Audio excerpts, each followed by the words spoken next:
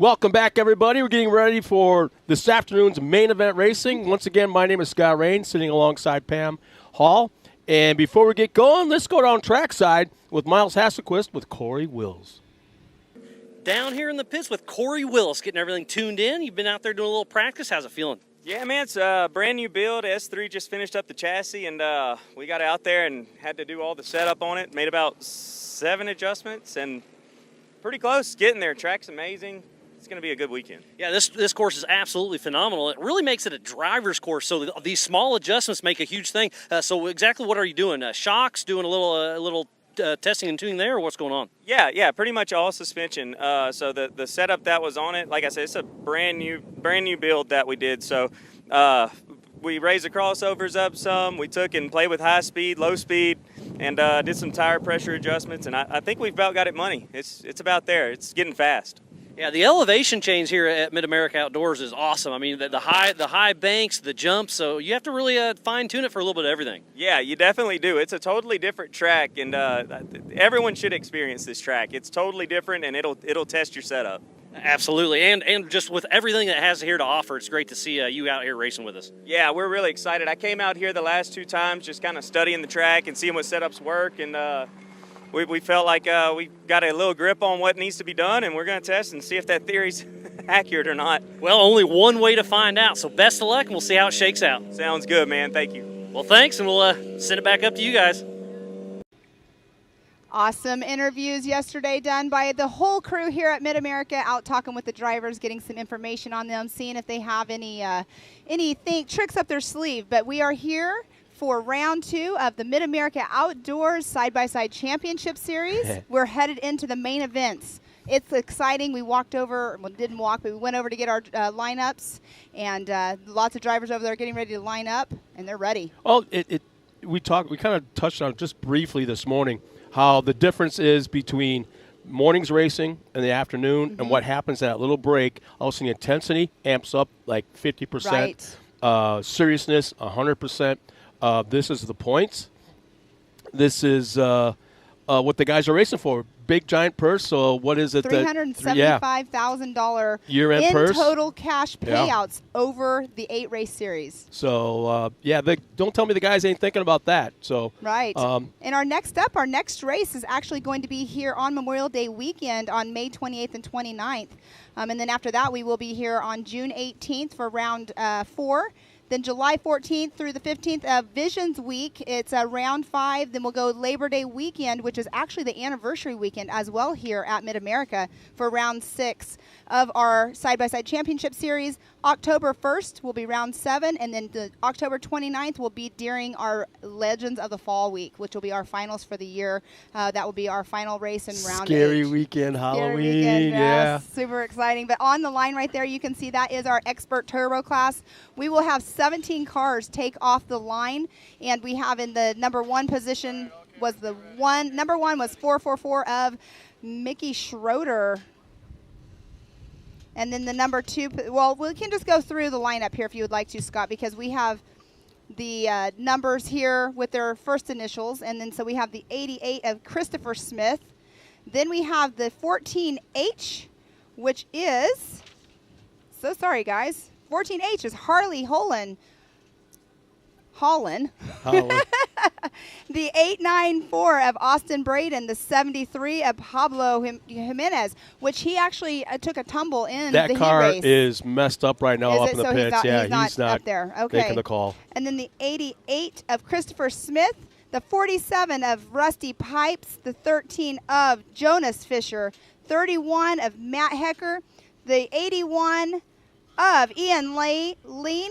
Then we have the 261 of Grant Stephen, 43 of Justin Barub, 917 of Kendra Hoop, which she'll be racing again later on, the 909 of Eric Vaughn, the 222 of Jeremy Farmer, 27 of Cash LaCroix. He actually had a little issue, too, in the race. He had a fuel line come apart, or not apart, but a fuel wire come off. So that's why he did not finish the heat race. And then we have the 479 of Christopher Welch. So it's going to be an awesome race to see here, our race number 1 of our Expert Turbo class. And I believe Mr. Cash LaCroix, he's only 13 years old. He's the youngest one out there on race course. And it's funny because also we got James Cantrell and Larry Orth both cheering on Cash right now. So they're checked in. And now that, I brought it up a couple of times on the first half of today, if you're home watching us, let us know where you're watching us from, whether it be in your garage, backyard, grilling out. Exactly. Whatever it may be, let us know where you're watching from and who you're cheering on, and we'll do our best to call you out when we're able to. But here's the thing, is it looks like our flagman's up on the ridge, just in about 100 feet in front of the starting line, getting ready to throw that green flag. Also, here's the thing that we never talked about.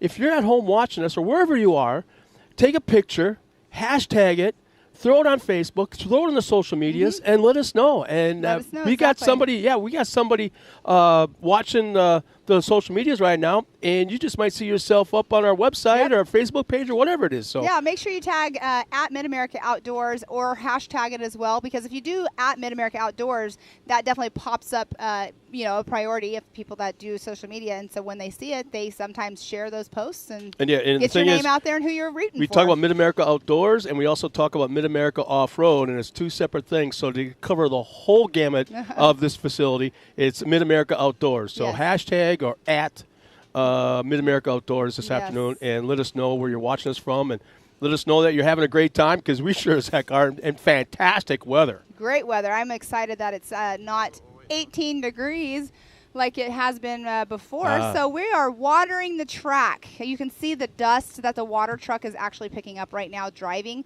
So watering the track is definitely going to be key for the races. I'm not sure if we're going to do it between each main event, but it would be kind of nice for the drivers if we do. Oh, how about this? We got somebody checking in already. We got Trey Thornton. Homer Thornton here watching from Baton Rouge, missing the MAO race weekend because my wonderful wife got us Garth Brooks tickets tonight. Oh, wow. Yeah, that's going to be a great concert. Yeah, it's a worthwhile trade-off. Yeah, okay. Then we got Jackson Farmer says, let's go GLP racers, Jeremy and Jonas. So let's go, yeah. Thank you so much. And you know what? Here's the thing, Trey. When you get to that concert, hashtag or at Mid-America, Mid-America Outdoors, and let us know how much a good time you're having there tonight. So we'll make sure that everyone knows not only are you watching us this afternoon, but you were at a concert as well. So he's going for have Ian. A great time, man. Looks like he's going for Ian. Here we go. All Green right. is out for the first main event of the afternoon. Going into turn one. Who's going to get the whole shot? So the whole shot award is sponsored by HMF. And it's going to be, let's see, I can't see a number. What's the screen tell us? Austin Braden, the 894 is what I believe just popped up. Who got that whole shot? We will confirm here momentarily. But you can see the dust is already kicking up when they come down that horseshoe. They are going into that Talladega turn right now, as you see on screen. The thing is, they can't put water down where the blue groove is. All you're going to do is make a grease pit. So they're throwing water down everywhere else, and the wind is going to dry this track up faster than the sun. Yeah, and it's warm today here as well. It's supposed to be up into the 80-degree weather today. It looks like, I'm not sure who that was. It was kind of off course right there. It looks like a red car. Boy, Cash is sure popular. We got Kim LaCroix checking in from Guntersburg. I'm not sure. I've never met Cash's mom. That might be Mom. Oh, well, I'm not. I haven't met Mom, so I can't wait to meet her, though, because her kid is a hoot. Oh, we have somebody upside down in the water. That looks like it is the number. Boy, how did that happen? 12? Yeah. Boy, vantage point is not possible at this point yet. Not sure what that number was. Upside down, though, in that off the side there. Boy, here they come for the first time down that long backstretch. The smaller tabletop jump, there it is. Here they come towards that large tabletop, the 80-footer. And that is the Ultimax Spillway. We had them up here earlier talking about their belts. Tell you, they're not hitting it real hard, but they're still clearing it. That's what's really interesting. What's going to happen when they start? What's going to happen when they start getting aggressive? That's where practice definitely is in play for everybody. Round one, they were not able to practice due to the rain, and the course was just so muddy. But here they come completing lap number one. Who do you have, Pam? We have 1, 2, and 3 coming in close. It's the 894, it looks like. So that is the 894 of Austin Braden in that number 1 position, the 444 of Mickey Schroeder in that number 2 position, and Ian Lane in that number 3 position in the number 81. So it's a Can-Am in the top 4 positions right now. Boy, there's some tight racing. They're side by side going to that right-hand turn at the bottom of the hill. We may have a new leader, and it looks like we do, yes. So that would be Mickey Schroeder in the 444 that just took over that number 1 position. Some exciting racing on course right there. You can see on screen here. Here's where things get kind of funny. You're doing the race call. I'm kind of watching a little bit of what's going on. Miles Hasselquist checks in. Oh, goodness. They are down right here on the other side of us, but they cannot hear us, so that's why they're watching it live down there. Oh, you know what? Here's a good. Jackie LaCroix checks in and goes, "Yep, I'm Mama. I will claim him if he's behaving himself there." Oh, I haven't seen him get out of line yet, Jackie. I've been around him a little bit. Rode with him on the plane to Moab as well. So Jackie, you're too cool. All right, thank you, Jackie, for clarifying that. Can't wait to meet you. All right, Cash LaCroix, it looks like saying he's in the number 11 position. I have not seen him come through, though, so I'm not sure he had a little bit of issues Has he completed earlier. lap 1 yet? No, he has not. I wonder if that's who's upside down. No, because his car is red and black. That was definitely not his car. Is it yellow or orange? I believe that was a Can-Am upside down. He's in a Polaris. Here comes our leaders down that backstretch. Tabletop 1, here comes tabletop 2. Little bit of lift, easily clearing the 80-footer. So, and how about we got a pass in the air? Yeah, third place to second. Awesome. That would be Caleb Edmonds. Jackie also says, don't worry, she'll be at the next race. Awesome. Can't wait to meet you for sure. So great move on that backstretch, that 80-foot tabletop, passing in the air. That is so neat to see. That is awesome. So that is going to be in that number 1 position just now going through is the 444 up Mickey Schroeder out of Texas. 81 moves up in the second spot. I'm sorry. Ian Lean in that number 81 in second position. Austin Braden 894 in third. And that would be Caleb Edmonds in the 4th position. And then Christopher Smith in 5th. Kendra Hoop is running in that 6th position right now. And a little bit of maneuvering going on right now behind us. The 43, couldn't tell the number. The number plate was actually bent, so we got 43 trying to move up 1 spot. And the 43 is Justin Barube out of Sherman, Texas. Lots of Can-Ams in this class. There's only, let's see, we have 12 cars in class. We only have we have 2 Polaris and 1 Yamaha. Everybody else is Can-Am. Oh, man, we got a great battle going on right now. Right behind us, as there was a pass for position going up into the hill right by the hole shot area. Okay. But then I repassed them back down at the bottom of the hill. And then it looks like they were just battling up on the Talladega turn as well. Looks like somebody was off course right there, doing a little bit of a turnaround to get back on course. So now the 2 cars battling it out right here, they are going into the rhythm section right here. So they are entering into that. You can see the difference of right there on the left-hand side. You can see the car use the left-hand berm of it. You can either go left-hand berm or the right-hand side of that. There's the we're first looking at it tabletop, left and right. But if they come up to that turn, you have to kind of check up a little bit if you take that inside line on the left as you're approaching it. Taking the right-hand side berm actually will keep your speed a little bit as long as you take it just right. So that 80-foot tabletop is almost the perfect distance. Yeah. For these guys. The guys that don't want to go for it still land very close to the edge. The guys that do go for it, landing perfectly. And if they really want to go for it, as the white flag is coming out for our leader. And that was Mickey Schroeder in that number 444. Easy command right now. Ian Lane just came through in that number 2 position. So positions have not changed much so far. 1, 2, and 3 are still the same. Mickey Schroeder, Ian Lane, Austin Braden. And on screen is the 894 of Austin Braden. Awesome drone footage of him right there. He's coming down, just went through the HMF hole shot area. What he'll be doing right now is when he's on that straightaway, did that little bit of jump, he's now going into the Talladega turn.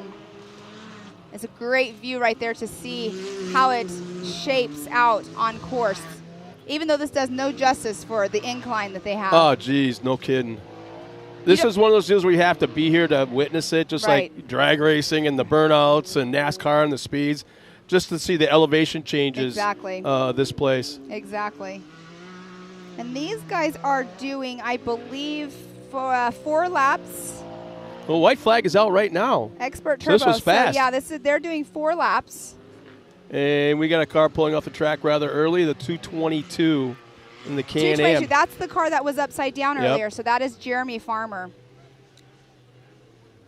So that is awesome to see him at least back on his tires. Is Hoop on the podium so far? Hoop is right now, however this is taking place here. So timing is kind of doing its update because we do have 2 timing loops.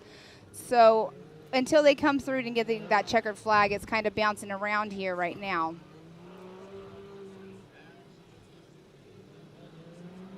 But it looks like we're going to momentarily have our first place come through, the 444 of Mickey Schroeder coming around shortly. Yeah, checkered flags in hand. All he has to do is peek around the He corner. just now went over the ridgeline ridge.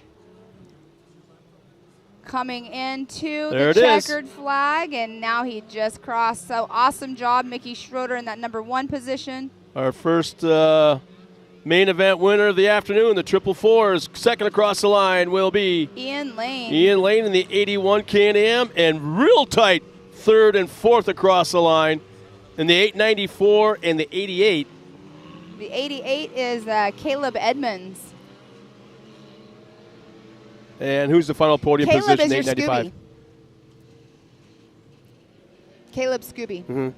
No, but who's the I'm sorry. third spot on the? Austin Braden. Okay, Austin. Yeah, 894 of Austin Braden.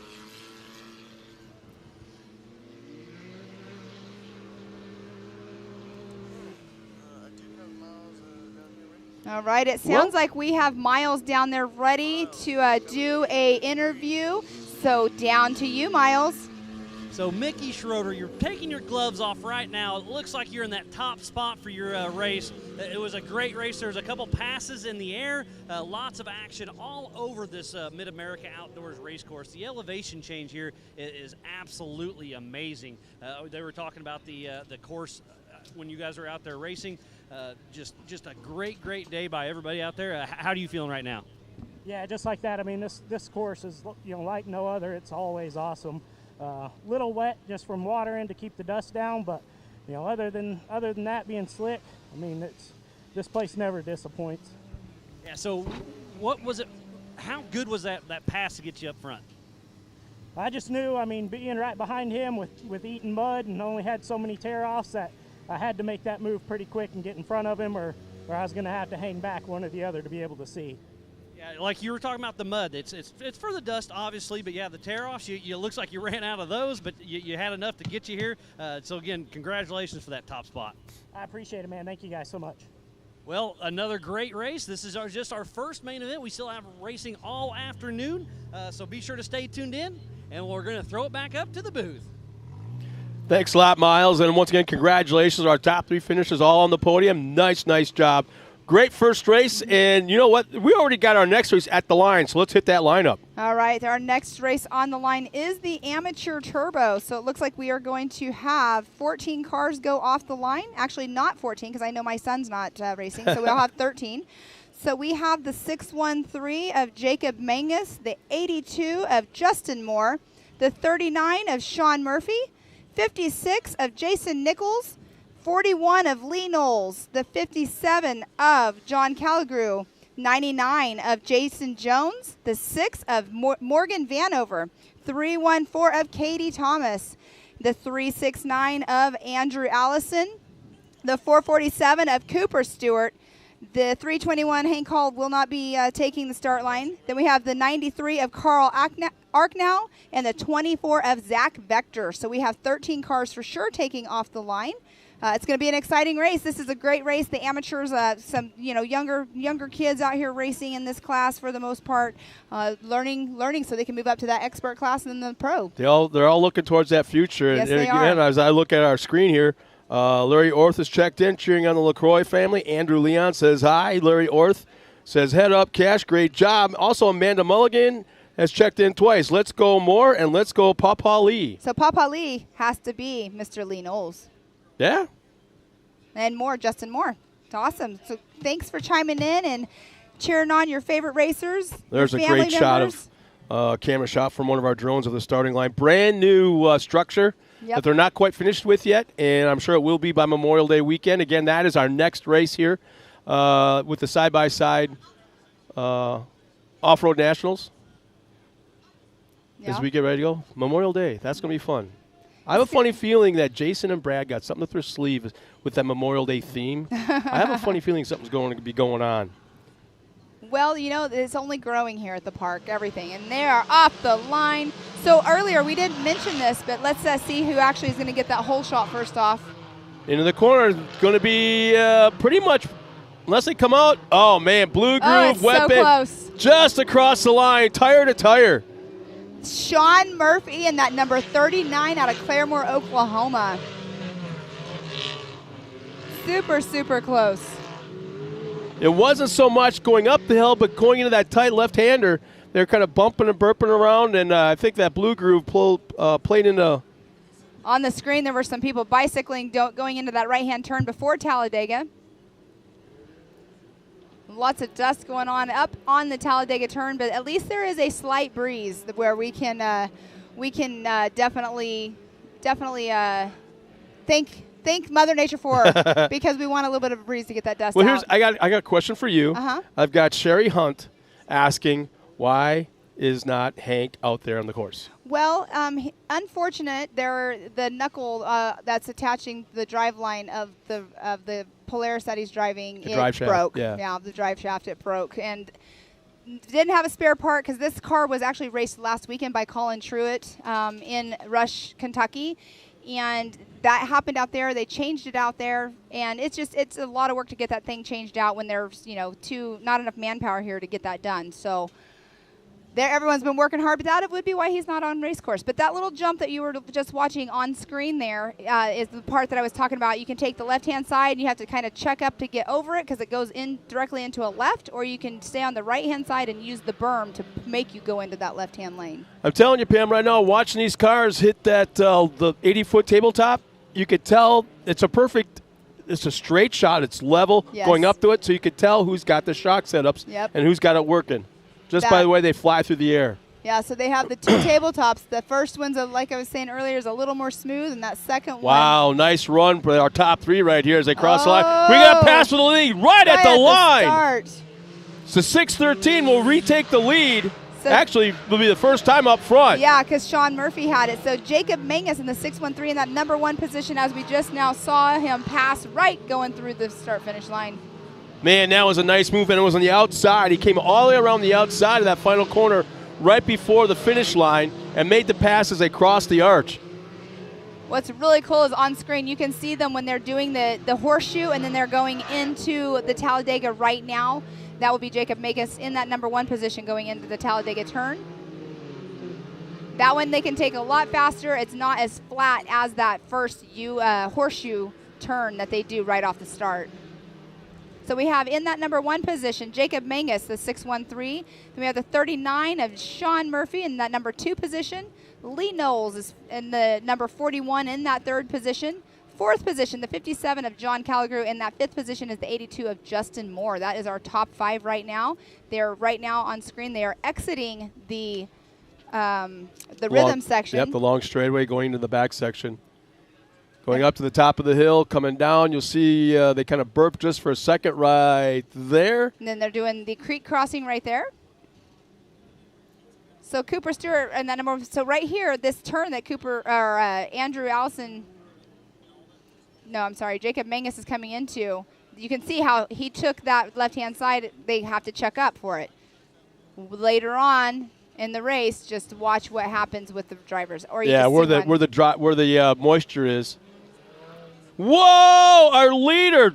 Oh, he broke. Our leader broke. The left rear broke off the car. He nosed it real bad off that tabletop. Slammed down. Yeah, right here on screen. It's showing it right now. Yep, he landed so hard in the back section off that tabletop that it looks like the left rear, everything just broke right off. Maybe it was a wheel only. I don't know, but I'm not sure. Tough break for our leader. Jacob Mangus will not be coming through in that number one position, obviously, on this lap.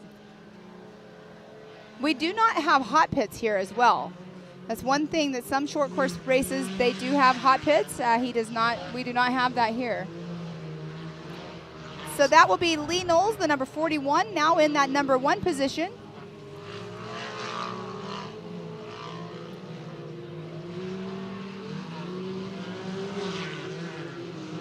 And in number 2 position is Sean Murphy in the number 39.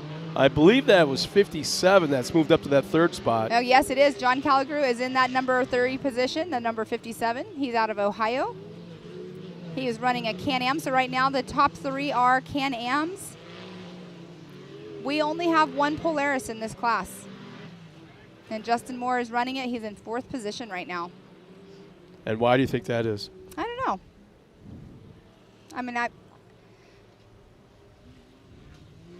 I'm going to stay neutral because I did I did drive the Polaris R last night, which there is not a class for Polaris R yet, but that was fun. Yeah. It's fast. I was really shocked at it, but I did take it on the drag strip. But you can see them right there on screen right now. They are in that rhythm section. Now that's actually going away from us, our vantage point from where we're at. Mm-hmm. And they'll climb that hill right here. Excuse me. And we do have, well, it says Andrew Allison, he just went through. We have 2 light timing loops. So back in the back 40 over there where you can see the lake, there is a timing loop over there. So it is doing the split times as well over there for us. But Lee Knowles is out there in that number 1 position. And you can see that right now they're in the Ultimax Spillway area.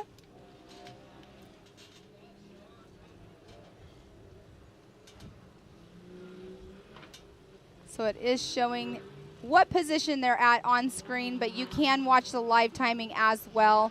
Like I said earlier in the day when we were doing our heat races, you can go onto the Mid-America website, go into the MAO short course side-by-side series, and then click on race results. And that's our leaders are are coming by, taking the white flag, and the battle for 2nd and 3rd has really heated up since the last time by. Nose to tail, swapping back and forth, and now coming down the hill in that right-hand turn. And I have a funny feeling we're not going to see anything until that back section and those tabletop jumps. That's where we're going to see it. So they're all getting the white flag right now. Next time around, who's going to get the checkers? We'll see if Lee Knowles stays in that number 1 position. I think unless something catastrophic happens, I think he has it. But right now we're watching, actually I'm watching 2nd and 3rd. Well, we saw what happened to Jacob Mingus. That's very unfortunate for him. He just slammed. He knows it probably like that crazy of an angle. Yeah. But when he landed, it just slammed the back end of that car down and just snapped off that left rear. That's going to keep him awake for a long time, I think. I'm not sure where he pulled off race course, but I haven't seen him since that happened, so he might be already on off the hook. He could have driven off. I don't know. It was hard to see. It's out of our vantage point. But the battle for the 2nd and 3rd is still going on.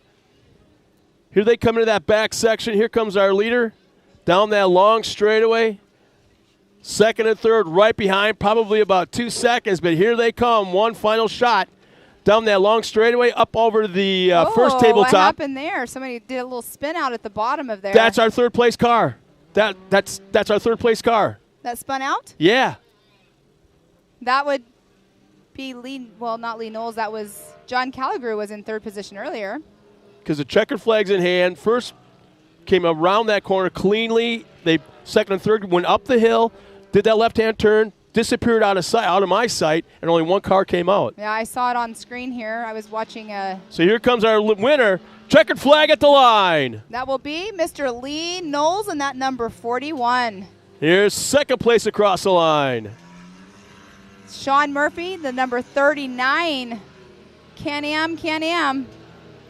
And the only, did you say there was only 1 Polaris? There was only 1 Polaris, which is now Justin Moore in the number 82, showing he just can't cross the line in 3rd position. In the last podium spot. And then 93 is Kyle Arknow in the 4th position, and Cooper Stewart 5th. Jason Nichols 6th. Morgan Vanover 7th. Boy, until you take that checkered flag, anything can happen. It looked like everybody was pretty comfortable in their positions. Second and third are a nice battle going on, but our second place car just disappeared off. But remember, these guys, they're not done yet. So they have to go up to our tech pad. You have to weigh. You weigh before you go on the track. You weigh when you come off the track. Post-race tech? Yes. So they all have to go there. Every single car has to go through that.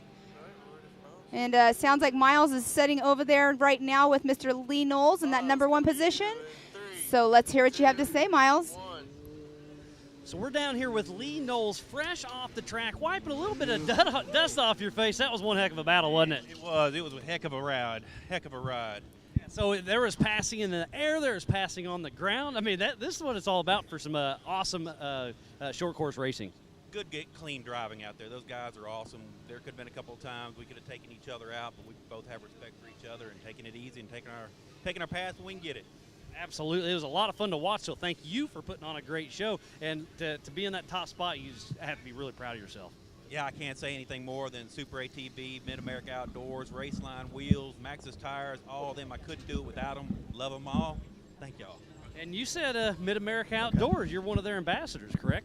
Yes, sir. I'm one for the 2020 season. I couldn't be more honored. I don't know what I did to get it, but I'm thrilled.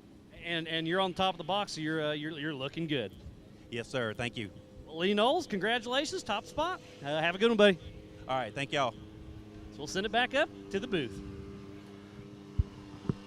Thanks a lot, Miles. And again, congratulations to our winner. It's always a great way to spend a Saturday night here at Mid-America.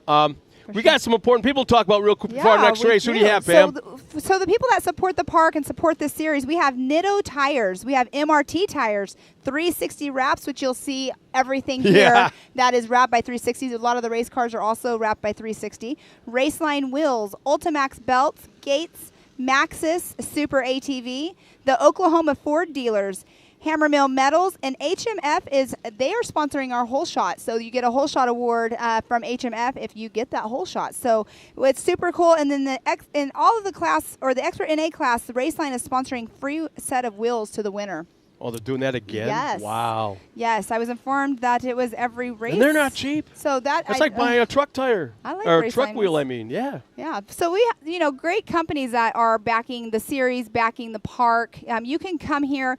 They have Raceline wheels on display in our pro shop. You can go up in there. You can buy Ultimax belts. You can buy parts for your Polaris or your Can-Am if you break an axle. They have spare parts up there. It's like walking in an off-road warehouse that's for that UTVs. looks like Cabela's. Yeah. With an amazing restaurant attached to it. And the coffee shop upstairs. The coffee shop, yes. I think it's called Family Friends. It's a really good coffee shop as well. So the amenities here alone are awesome. Which leads into everything. Memorial Day weekend. Bring the entire family. Dad and maybe one or two of the kids, or all the kids could be racing while Mom is up here in the pool with the really young ones not able to race yet. There's all things going on and everything. I mean, very it's true. all inclusive. It's absolutely all inclusive. Exactly. 100% agree with you on that. But we are going to move into our race number 3, and this is our 179 through 12 class. So we have the number 3C of Case Beeman out of Enola, Oklahoma. The 71 of Kennedy Singleton out of Cowota, Oklahoma. 91 of Mia Cotto out of Burleson, Texas. Then we have the number 18, Anson Caraway in a Polaris Ranger or race Polaris out of Blue Ridge, Texas. The number 37 of Damian Shamblin out of Burleson, Texas. The 228 of Paxton Yoshimoto out of Depew, Oklahoma. The 112 of Connor Stowers out of Catoosa, Oklahoma. The 06 of Tillman Ewing out of Tulupo, Mississippi. Then we have the number 56 of Avery Sides out of Sanger, Texas. The 57 of Caden Graham out of Sand Springs, Oklahoma. The 52 of B.A. Smith out of Oklahoma City, Oklahoma. 112 of Connor Stowers out of Catoosa, Oklahoma. And then the 110 of Mason Cotter out of Norco, California. And you timed that perfectly because there's the green flag and go. they're underway. The first little kids. They're so tiny. It's so cute to see them. That was my favorite class to watch always. It still is. And I think it's because these kids are always so excited for it. Now, I'm not sure about where the whole shot is, if they do the whole shot for the 170 class, So I'm not sure where that marker would be, like we do have for our larger classes. You're watching the kids make it into turn 1, and right behind them I'm watching their dads and their moms. spotters. Well, okay. Tearing down right behind and finding that vantage point for the spotters. Super cute. You can see all of them on screen right there, all making their way around. They go back on the Ultimax Spillway and do those tabletop jumps as well. As you can see on screen, they do get some air as well. We got a question from Carter Aaron. He says, go through your preferences on ideal setups between you and I, what your preferred setup would be and what mine would be. But we'll get that. That's a great subject matter. We kind of touched on it earlier this morning, but after this race, let's talk about that. Okay. In the bigger cars, I guess you'd say, as the day goes on. Oh, we're losing our papers. The wind is picking up. Oh, crap. Here, that's why my banana has been been our paperweight today. So I can see off to the side the 613 actually is being towed off by a skid steer with a missing left rear tire. On screen, going through that Ultimax Spillway. These little kids are having so much fun out there. They do go up they don't go through the Talladega turn, and reasoning for that is these cars, they don't really have a lot of power to, possibly make that hill. I'm sure they probably could, but it definitely would slow them down. So they keep them away from that area. But when they move up into class, of course, they will be going up that Talladega turn. And as you can see, they are on one of the tabletops. We do have 2 of them back there. One of them is an 80-foot tabletop. Great drone footage right there of the little ones out there on race course. And we do have in that number 1 position the 3C of Case Beeman. Second position, number 71 of Kennedy Singleton. Number 3, or in the third position, is the 91 of Mia Cotto. The fourth position is the 228 of Paxton Yoshimoto. In the fifth position, the 57 of Caden Graham. Sixth position, 37 of Damian Shamlin. Seventh position is Connor Stowers. 8th, B.A. Smith. 9th, Avery Sides. And 10th is Tillman Ewing. Now this is the 170 limited 9 through 12 class. We do have multiple classes out there or that will be racing in the 170s. But we do have the 9 through 12. Next up will be the 170 limited 6 to 8. So there's little 6-year-olds out there on race course up next. Oh, I'm too old for this. The wind blew away one of our lineup for the future races, and I had to chase it down the hill. It's that windy. It is windy. It was a gust. Definitely a gust. But on screen, you can see those kiddos. They are coming. Like I said, they bypass that Talladega turn. And they will be doing 4 laps. They are on completing lap 2 as we speak. There's the white flag. Yeah. White flag is coming out. And I believe that's 5, the number 5. That is 3C of Case Beeman. That's a 3? Yes, it is. Okay.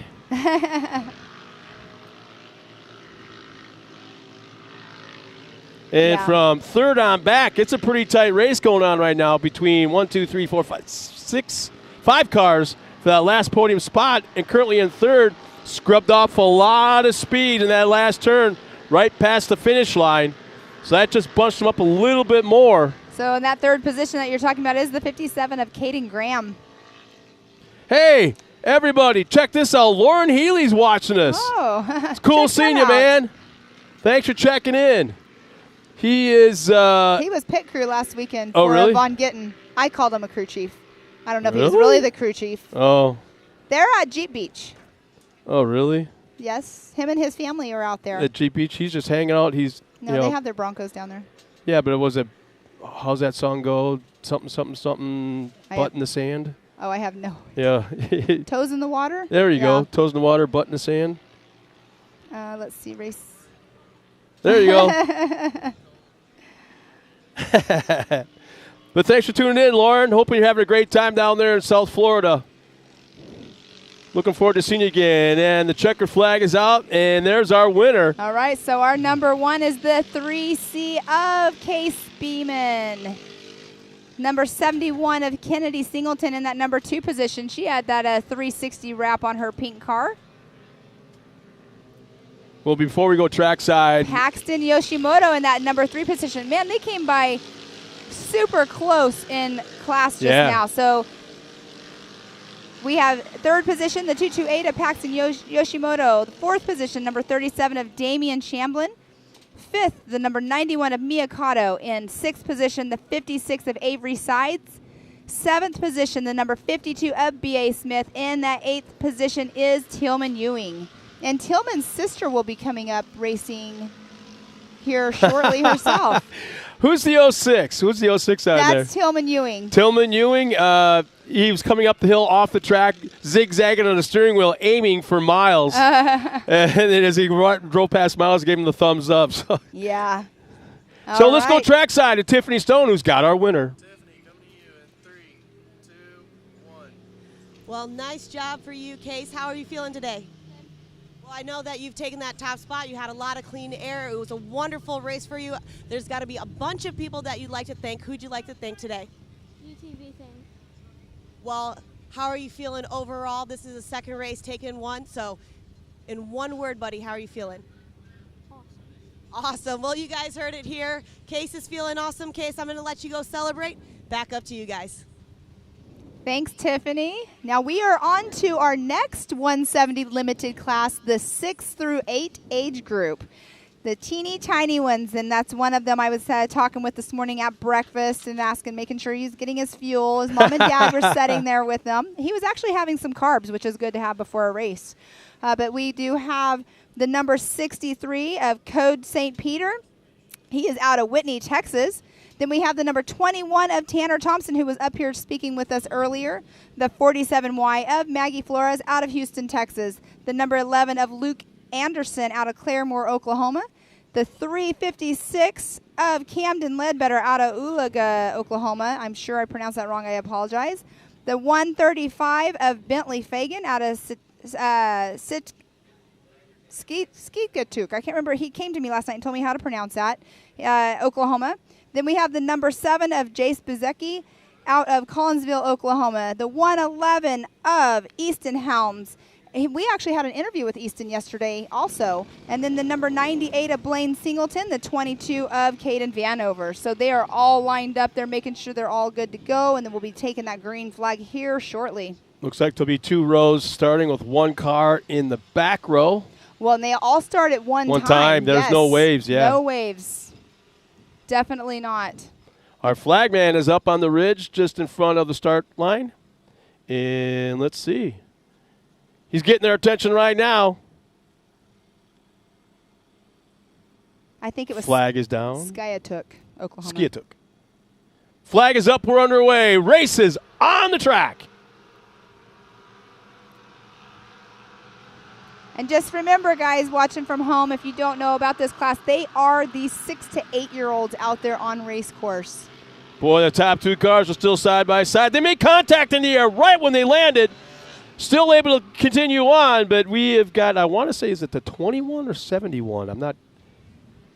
It's hard 21 is Tanner Thompson. He was the one who was out here talking to us earlier. Remember, he said he has 2 RS1s at home, so you know he's preparing for the future. Yeah. Yeah, and he kind of said it so nonchalantly. Yeah. He would rather be in a turbo car is what he told us. Oh, yeah. But what was he? He's only 9 years old? 9. But my kid was in a car like that at 10, so. Yeah. I was, what was I doing at 9? Probably chores. I was roller skating a lot. I like to roller skate. I think I was in the farming. Well, we have right now out on the race course the little ones in our 176 to 8 class. Got a couple of fans cheering on Tanner Thompson right now, Brett Cox and Brian Durbin. All right. Yeah. Still a nice tight race up front, the 21 and the 63. Yeah, so that is Tanner Thompson in that number 1 position, the 63 of Code St. Peter. Number 11 in that 3rd position of Luke Anderson. 4th position, the 356 of Camden Ledbetter. the 5th position, 22 of Caden Vanover. So, yeah, super exciting out there on race course right now. Yeah, the drone pilot's having a heck of a time, Matt, right now, chasing the top 2 cars. How cool is that? Well, look, we have a battle going on the top 2. We saw another one going on the back side of it. But they are going into right now into the tabletops, which I think is so cool that they get to race on those tabletops, because that, to some people, that's intimidating. Oh, yeah. I mean, when all of a sudden you're feeling the bumps and doing this, all of a sudden, nothing. But when you come Smooth. up and when you come up to these tabletops, the way the face of them are, you can't see the other side. There's so there's no backside. jump. You can't. Yeah. You're trusting the Lord Almighty. Yeah, right. Right. So yeah, but yeah, it's fun back there on those. I haven't hit them at race speed, but I'm sure it's a lot of fun. You can't hit them at race speed in an F250. Sure you can. Not my F250. I'm not doing it. Man, the battle's really, really tight for first and second. This is a great race. And it's still in that number 1 spot, Tanner Thompson in number 21, and Code St. Peter in that 2nd position in the number 63. But they got a race going on screen. It's a drag race. It's a drag race to the corner. Code keeps trying that inside line, wherever it may be, and it scrubs off just enough speed that he can't quite complete the pass. Sometimes he actually is able to pull up alongside, but it's like we talked about, this isn't a drag race. You can't race to the corner, come to a stop, turn. You see that? He did the inside-outside. He didn't get the pass, but he's a lot closer and closing in on him. He made it. Didn't he complete it? No, Yeah. he's not. No, not yet, huh? No, he looks like Tanner just has a little bit more oomph on him.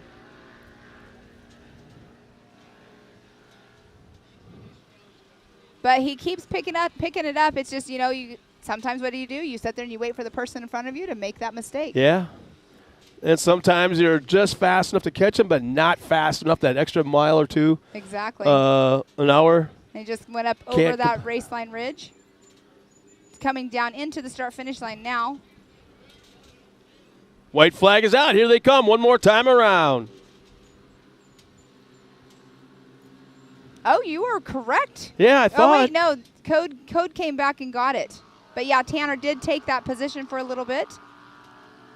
Yeah, Tanner just went he's taking the corners really wide. I think he's trying to find that apex, and then coming out of that apex, not trying to scrub off too much speed, and he's actually making the turn really, really wide. Yes. And then all of a sudden it looks like Code's pulling away now, probably a 3 or 4 car length lead. Yeah, something like that for sure. Tanner Thompson in that number 2 position. Luke Anderson is in number 3. Camden Ledbetter in the 4th position. Bentley Fagan, 5th position. Easton Helms in that 6th position. All getting that white flag right now.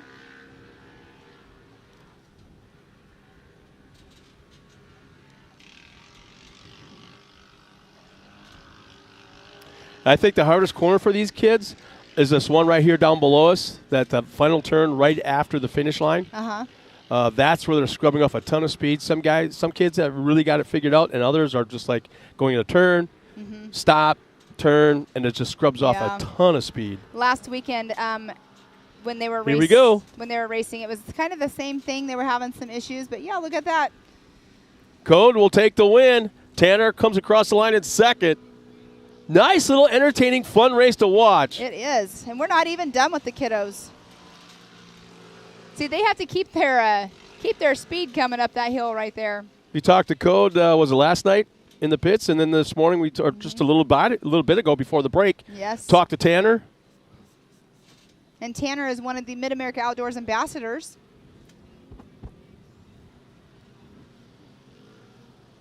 So Luke Anderson has came through in that 3rd position in the number 11. Camden Ledbetter in that 4th position. Bentley Fagan in 5th. Easton Helms 6th.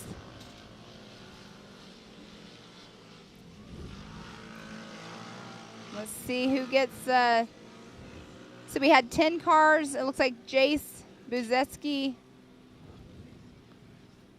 did not complete a lap. All right, and it sounds like we have Tiffany down trackside. She will be down there with Code St. Peter. Tiffany, let's hear what Mr. Code has to say. Down to you.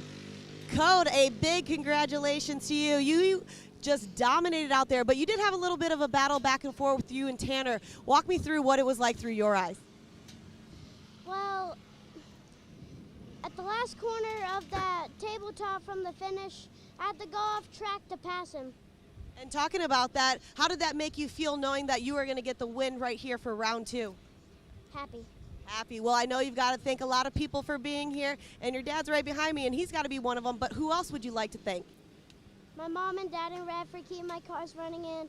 Car 1 for making me 2 very fast cars, and Velocity Vehicles for giving us some good good parts for my car. Awesome. Well, buddy, in one word, how are you feeling right now for round 2 and taking that top spot in your class? Great. Awesome. Well, you guys heard it here. Code is feeling great. He's got a lot of people to thank. The day is just getting started here for the mains. Back up to you guys.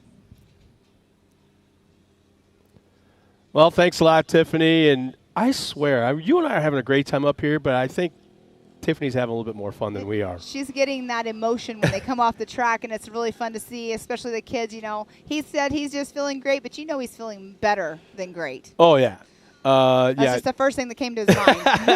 I think Mom and Dad are on their way now to the restaurant to grab some ice cream for him. So, yeah. I want some ice cream. They have some really good pineapple ice cream this weekend. Oh, I heard about the pineapple swirl thing. Oh, yeah, it's good. Well, we got Westland and Wayland checking in. Actually, Jim Coates is checking in, cheering on Westland and Wayland. Shake and bake. Shake boys. and bake. I like it. And then again, my buddy Jeff Wolf is checking in, one of our buggy racers from the Midwest. He's got to be in the shop working on his cars now because their race is coming up at the end of the month. All right, we are on to race number 5 of the day. This is our 170 stock class. So that's full on, stock vehicle, right? So let's see. Do you want to go through the lineup? Do you want me to go ahead. You've got it all in front of you. All right. So we have the number 9 of Carson Summerfield out of Oklahoma. The number 22 of Caden Vanover out of Claremore, Oklahoma. The 5R of Rossi Thomas out of Lowell, Arkansas. The 06 of Carolina Claire Ewing, which is the sister of Tillman Ewing. They are out of Mississippi. Then we have the number 75 of Michael Green out of Kawada, Oklahoma. The number 3 of Westland Coates out of Ada, Oklahoma. The number 37 of Paxton Shamblin out of Burleson, Texas. The 126 of Carson Hill out of Broken Arrow, Oklahoma, your favorite town. The 22 of Caden Vanover out of Claremore, Oklahoma. The 113 of Bear Medlin out of Grove, Oklahoma, which is right down the road. 121 of Hattie Cowan out of Bristow, Oklahoma. The 6R of Ryder Thomas out of Lowell, Arkansas. 122 of Blaze Medlin out of Grove, Oklahoma. Then we have the 723 of Emily Fowler out of Whitewater, Texas. And the 2011 of Aiden Ballinger out of Fayetteville, Arkansas. And the 612 of Atlee Yoshimoto out of Depew, Oklahoma. That is our lineup. We have 16 entries racing today in this 170 stock class. Well, you know that there's family and friends of a particular driver or race team that are talking amongst each other, wherever they're at, whether it be at home, in the neighborhood, or wherever it is. Well, all of a sudden they check in with us all in a row, and they're all cheering on for Carson, Penny Sherwood, Larissa Brashears. Here we go, Elizabeth Goodell. Kick some booty, she says. And then all of a sudden, Jeff Wolf checks in once again. My buddy in the buggy class. Looks like an awesome place. The buggy's just about ready. Well, just about is not race ready, man. You better get on, Jeff. Either they're ready or it's not. Yeah. Well, what a great shot looking at the starting line from would be, I guess, turn 1 for these cars. Yes, it is turn 1 for sure. They go into that right below our Talladega turn. Like we were saying, they don't go up the Talladega turn, but it's right below where they go. So I'm trying to see if there's 2 rows, if they're going to start with 2 rows or 3 with 16 cars in that lineup. So it looks like right now they're at 2. They should. It could be just 2 rows, so 8 and 8, because that is an 8. It's an 8 across starting grid. Yeah. 8 cars wide. 8 cars wide. So 1, 2, 3. So it looks like they're getting ready to go green here in just a moment. Going up to, like, where are you saying, about 50 yards away from the start line so they can get up on the ridge, all by himself. He'll grab the green flag. He'll look at each driver, kind of give him the thumbs up. They'll signal him back with a thumbs up. He'll drop the flag to the ground, raise it in the air, and we're underway. And you can see all the parents on the screen. They're all getting to their cars now so they can get over to spot for their kiddos. And this is this 170 stock class. Maggie Williams and Penny Sherwood check in. One goes, go Heston. The other one goes, whoop, whoop. Carson, take it all, buddy. You can see it's a great shot that they're having right there. A straight-on shot. Sees them. Looks like they're flying through the section right, like I said. Whoa, we got a little tire hop on about mid-pack. They are avoiding that Talladega turn on the 170 classes. And we do have somebody that did do a rollover just now at the bottom of Talladega. They are on their side, it looks like. They might, no, they landed on the wheels down, so that's a good way to land for sure. They'll make sure that the kiddo's okay. Safety crews are on it right away. Not sure who it was that actually did the tumble. Yeah, that's just out of our visual vantage point right around the corner. But right now you can see they're on the back straight in the Ultimax Spillway area right now. Well, there's a lot of side-by-side racing action going on right now as they just disappeared to the left side of us. We'll come around the corner, and just a couple of moments away from coming around. Here we go. Here comes our leader now. It's a bright yellow Polaris. Looks like the front end's a yeah, the little hood's flopping in the breeze, yeah. Tight race for first and second as they cross the line. A little bit of gap back to third. It is Caden Vanover in that number 22 out of Claremore, Oklahoma, and then Rossi Thomas in that number 2 position in the 5R. Carson Summerfield and the 09 came through in that 3rd position. Westlin Coates in that 4th position. Paxton Shamlin 5th. Man, they are all coming through very close together. Yeah, from about 6th on back, it's a tight pack. Yeah, the 211 of Aiden Ballinger, that number 6 position. Michael Green 7th. Bear Medlin 8th. Carson Hill 9th. Heston 10th. Ryder Thomas 11th. Emily Fowler 12th. Blaze Medlin 13th. Atlee Yoshimoto 14th, and Hattie Cowan in that number 15 position. That is our race right there. That's our race course. That's our 15 cars. There were 16. I'm not sure if the little 170, I'm not sure who it is that's on their side over there. And not on their side. They landed on their wheels. Our battle for the lead, as we are looking at mid-pack right now, the battle for lead is really tightening up as they disappear to the left side of the race course. Just outside of our visual.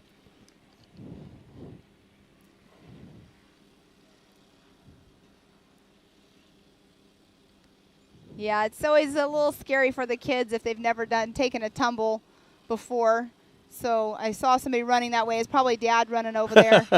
Just making sure the kids are okay. Here come our leaders as our leader crosses the finish line right now. So that's Caden Vanover in that number 22, still in that number 1 spot. No. Watch how they hit that corner. Nice and smooth apex. That second place goes pretty wide. Tightens the gap back to third. The 3rd place took it a little bit tighter. Now, these cars do not turn that well. No? No, they don't. Well, you're a little gal. Do you fit in that thing? Well, if it doesn't have You tried. Admit it. You tried. Before it was built into a race car, I could get in it. But once it was built into a race car with the full containment seat, I couldn't fit in it anymore. But yeah, I could before it was race built. But look at that lead over there that Caden has. But it looks like it's that shrinking. Rossi is getting a little Look bit at the closer. straightaway speed. Look at that. Oh, definitely going to get past right here possibly. They are too wide going into that right-hand or left-hand turn. It takes them a while to get up to full speed to the top end. All about gearing. All about the gearing in these things. They're still side by side in that left-hand turn. And they'll be coming into the race line bridge here momentarily. And then they'll be coming right across the start-finish line. So we'll see if Caden can keep that number 1 spot. No, Rossi was running the outside line a moment ago. Now it sets him up for the inside right here. Yes. Will he go for it? It looks like he is.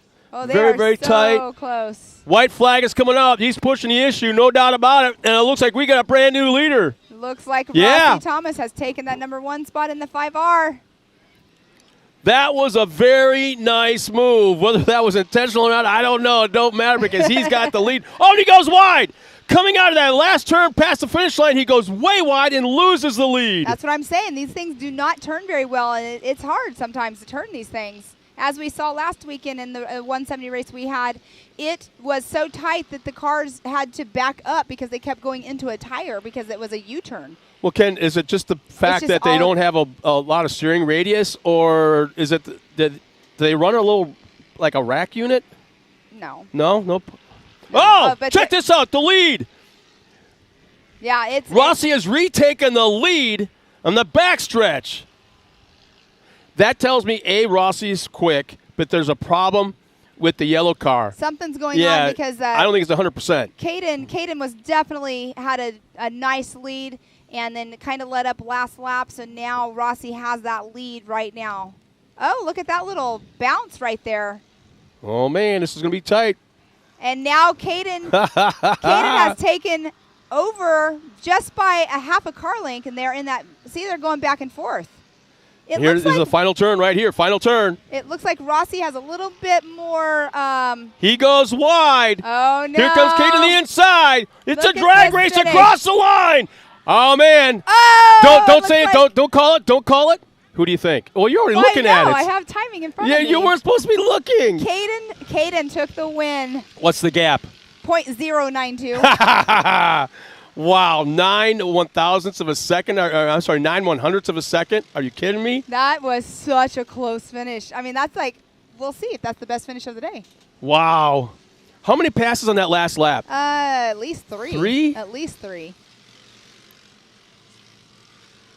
So it looks like Miles might be talking to both drivers, first and second. Number 1 position is the number 22 of Caden Vanover. Number 2 is the 5R of Rossi Thomas. Carson Summerfield is in the number 09 in that 3rd position. 4th position, number 3, Westland Coates. Carson Hill in that 5th position in the 126. The 2011, Aiden Ballinger in that 6th position. Michael Green, number 75 and 7th. Bear Medlin, the 113 in the 8th position. Paxton Shamblin, number 37 in that 9th position. Ryder Thomas, number 6R in that 10th position. Heston Hess, 11th. And Blaze Medlin, 12th. And it sounds like Miles is ready down there with our winner. So, Miles, let's hear it first from and you. second. It sounds like you're going to have both Caden and Rossi Thomas. So, Miles, down to you. Now that was a photo finish. How awesome for these young guns of our sport to have a photo finish here at Mid-America Outdoors. We have Rossi Thompson and Caden Vanover. Rossi, that was an amazing race. All the way to the finish, you guys were battling. That was a fun race to watch. Thank you. So what was your favorite part out there on the course? Well, my dad said if I get in first place, I could earn something. Which I did get in first place. You were really close. I think you got 2nd place, but it was so close, I'll bet you your dad still hooks you up. Thank you. What do you think, like some ice cream or what is he going to get you? Well, he was going to get me this, like, electric tape. That's awesome. So who are your parents and who do you want to thank? Thank you for bringing me here. Well, Rossi, great job. It was a lot of fun to watch, but it is going to be Caden Vanover. What a great race. That was so much fun to watch. It was pretty fun. It's better than pretty fun. It was, you guys were banging and battling the whole entire race, and then down to the finish. I think you got that top spot, but we're going to have to go back and rewatch it to see exactly how it plays out. Yeah, probably. So you're out here with your parents. You've been, you practiced yesterday. You qualified this morning, and now you just took the top spot. You got to be excited. I am. What is your favorite part outside of racing here at Mid-America Outdoors? Pretty much racing. Yeah, you just love the racing, huh? Are you going to hop in that pool later on this summer? Maybe.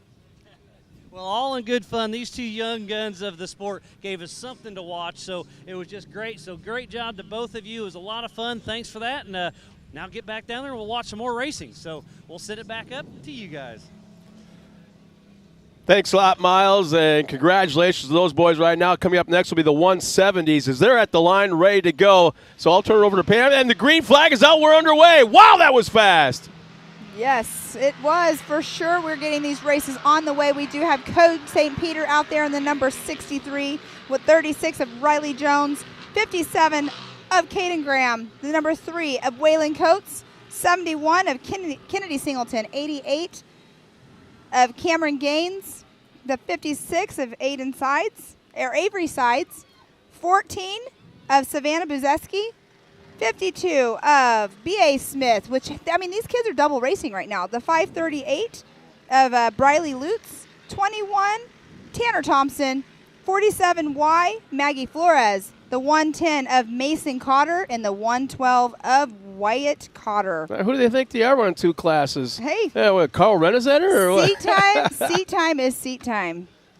And these little cars, these guys need some seat time for sure, especially because we know that they're going to be moving into these, larger classes later on. So let's see who that is. I believe that's Code St. Peter right there coming through in that number 1 position. He's got a pretty sizable lead, and there's a battle now for 2nd and 3rd. They're nearly side by side going to that final corner, that left-hander. Yes, so that's Code St. Peter in that number 1 position. Caden Graham, the number 57 in number 2. Kennedy Singleton, 71. Whoa, and they're a little wide in the 57. Oh, no. And there's a pass. He'll lose 1 spot. So that would be Kennedy Singleton just took that spot from Caden Graham. So these are the 170 modified. You can tell that they're quicker than the stock class. Oh, they have done a little animal. bit of engine work on them. Man, look at our leader. Wow. Talk about stretching it out, huh? I know, right? I'm not sure exactly what all they're allowed to do. I will have a rule book at the next time so we can know exactly what all they can do. But look at the battle going on back there right now. So we have an overall shot of them, and it looks like Code is getting ready to come up over that race line ridge and into start-finish line right now. He is on a rail in this car. I don't know what it is. Sometimes you just find that combination. When you find it, and then some. Wow. And this is a great class, too. You run the modified, the regular class, but then you get into the modified class, and what you can do there is it's just, a little bit more speed. It'll give them a little bit more knowledge on how to drive their cars even harder. And that is Kennedy Singleton in that number 2 spot. She has that 360 wrap on her car. Caden Graham is in that 3rd position, as we saw right past start finish earlier get past.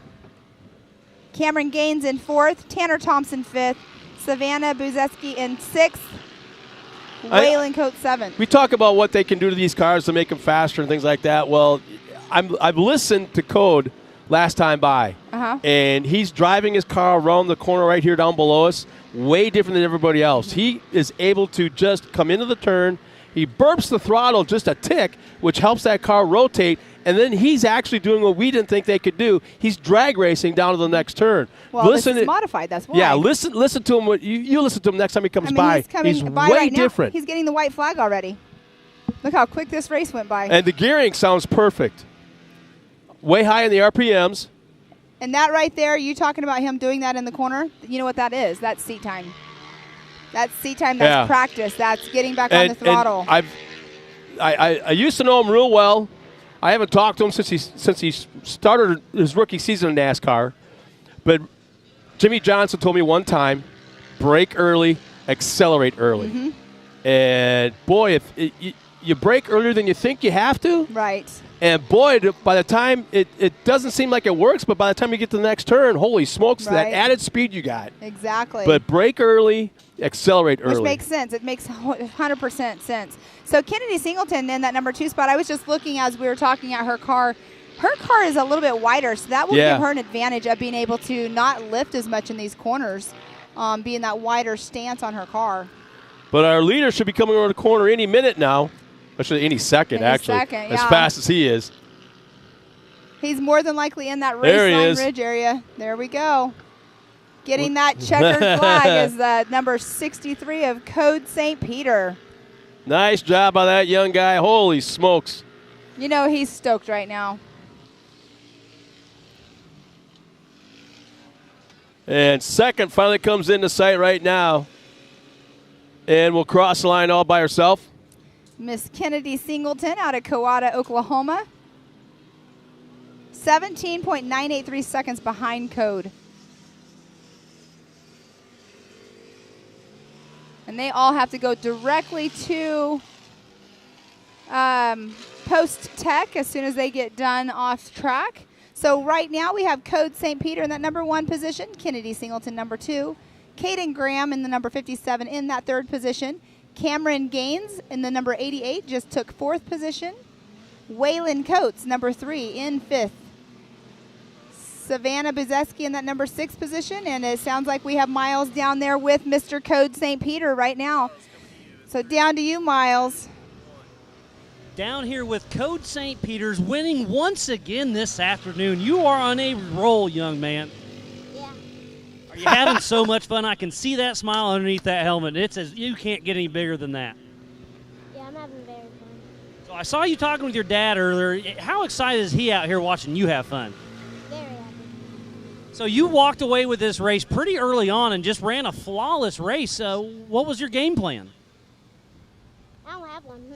You just get out there and drive. I like your style, buddy. Well, again, you're the future of our sport. You just won your 2nd race of today. You're on a roll, buddy, so just keep doing what you're doing, and I'm excited to see where the future leads for you.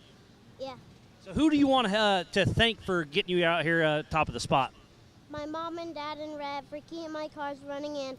Car 1 for making me 2 very fast cars, and Velocity Vehicles for getting us hooked up with some good parts. You got this thing figured out, and I expect to see you doing that quite a bit more. So thanks again for racing with us here at Mid-America Outdoors, and we'll see you at just a little while. Yeah. All right, Code St. Peter's with another solid finish, and we'll get back to some racing here very shortly. So we'll send it back up to you guys. Thanks a lot, Miles. Congratulations to Code. That was just, if a little guy could flex his muscles, he just did right now. He's looking like Superman, but nice job for Code. And in fact, we're going to take a moment to water the track, do a little track preparation. And as a group last night, all of us announcers had a chance to walk the pits and interview different drivers, pull them out of the crowd, pull them out of their pits and talk to them. And here's one of those segments right now from last night. Thanks, guys. Hanging down here with Scott. Scott, you had an impressive first run for round 1. Now we're here for round 2. The wind's kicking up. The rain already came through. What is the game plan for this weekend? Just be consistent again. We got to finish every race to do well in the championship. So obviously get a good start, and I think we're getting some rain tonight. So hopefully it keeps the dust down, and I like those conditions, so it should be good. And talking about that, last time we got a chance to talk, it was the very end. It was the very last race. You took that top spot, and your friend came down and just pretty much tackled you. And that's kind of the emotion that we're looking for. What does that say about MAO and what the vibe is here? Yeah, this whole place is just awesome. Racing here last year was my first season, and had a blast. And this year we're looking to do the same and hopefully win the championship this year. That's our goal, and finish number 1.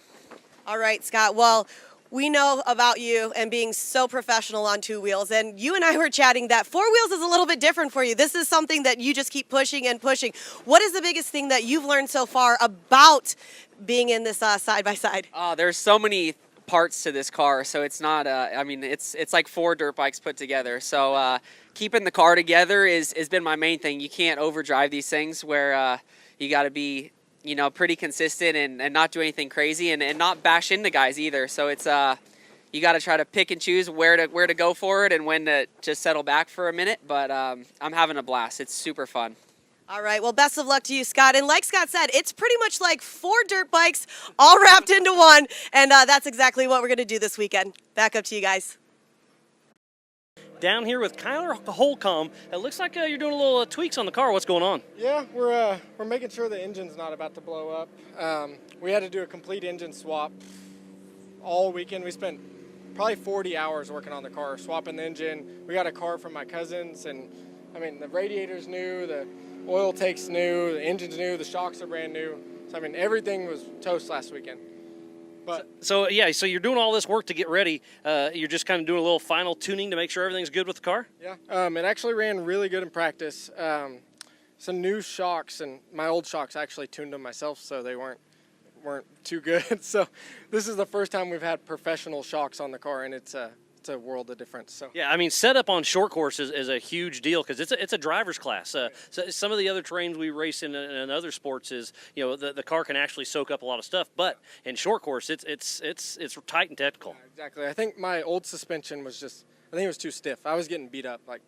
I feel like I'm going slow now because I'm not getting beat up driving the car. So I'm not sure if I'm going slow or if I'm going faster now. I'm not sure. We'll see. Well, yeah, I was going to say we're about to find out. But again, yeah, best of luck with all this stuff. I see you're just double checking all the oil on the car, draining it, make sure this new engine's going to hold up to tomorrow's racing, and we'll see how it all shakes out. Sounds good. Well, you'll see if we are out there beating Baco and calling true tomorrow. Well, Kyler, best of luck. We'll see how it shakes out. Thanks again, buddy. Thank you. Back to you. Thanks a lot, Miles. And, it's always a treat to have a sponsor or somebody involved, a company deeply involved in motorsports come up and join us. We've had a couple of drivers come up here, but this is the first time, actually second time we've had one of our sponsors come up here and really give us an in-depth view of what you're doing. Dave Smith from Maxxis Tire. And we've been talking about tires today a ton. And that seems to be a big, big issue this weekend. Tires and rims definitely make a huge part of this particular track because the track is rough on tires and rims. We see a lot of riders come off the track with either a cut rim or a cut tire. So we have a lot of time. We're up there. We're replacing tires with our brand. We're replacing our brand. No matter how you look at it, as long as we're getting something fresh back on their car so they can get out and race, that's what they need. So is it a rock situation? Is it the abrasive dirt? I mean, what is the biggest thing you're facing this weekend? It would definitely be the elements. It would be the rocks. It would be the speed of the track carrying into the turns. And then as well, we also have the nature of these guys don't like to stay apart from each other. Yeah. Oh, yeah, that contact thing. Yeah, okay. That open wheel racing. So what do you as a company, what do you think of this facility? You know, I was one of the first big vendors to come out here 2 years ago when we found this through another racer. He had us come out to the track and check it out. I fell in love with it immediately, and this was back in their infancy stages. Every time I've ever come here, more and more and more development happens. So to see the growth that we've been a part of for 3 years, as well as the sport growing in the direction it has, we're proud as a sponsor to be a part of all that. Be one of the first ones, if not the first one, yeah. That is awesome. Now, what other series do you support? Because you're out there with a big rig, you're out there with a big trailer, you got a bunch loaded with tires, and I just see every time I walk by you, I see you guys on a tire machine. Well, we do stay busy. Especially this weekend. Well, actually every weekend. But, this is busy for a race weekend. So we're selling our Saros brand tire, which is a popular tire for this track, as well as some other tires that fit in. Unfortunately, we go through so much inventory at a weekend like this that we're even going to some of our non-competitive racing tires to just get them on the same size. Oh, gotcha, yeah. So we stay busy with that. And the short course and the side-by-side, whether it be endurance racing or short course, that's what we're involved with at Maxxis right now. We're making a very large push in the side-by-side industry. So we spend time at some short courses in Texas. We do some woods racing in Indiana, as well as ATV and woods bikes. So we stay very busy. Unfortunately, one of the series we supported ended its operations this year up in Wisconsin. Mm-hmm. So we unfortunately don't get to go play there. But then our automotive side, we do a lot of truck racing and a lot of shows. And we're at Jeep Beach right now on the automotive side down in Daytona. Okay. So, yeah, I got stuck in Jay. And they're down in Daytona. Okay. He didn't just say that. I got stuck in Jay, man. Okay, let's wait it out. Daytona, Jay. Daytona, okay, Jay. You got me. Okay. All right, I love Daytona. I love being out here. But, I raced many years of my life. I spent a lot of time down at the Daytona track racing myself. So I miss it. Well, can you hang out with us for a while yet? Because we got our next race at the line, and they're getting ready to take the green flag, and we got a big lineup to go through. Pam, it's all you, man. This is the Expert NA class. This is our race number 7 of the day. We have the 614 of Sean Philbin out there. The 999 of, I'm sorry, I got my thing here, Carson Vell. The 28 of Luke Safrit.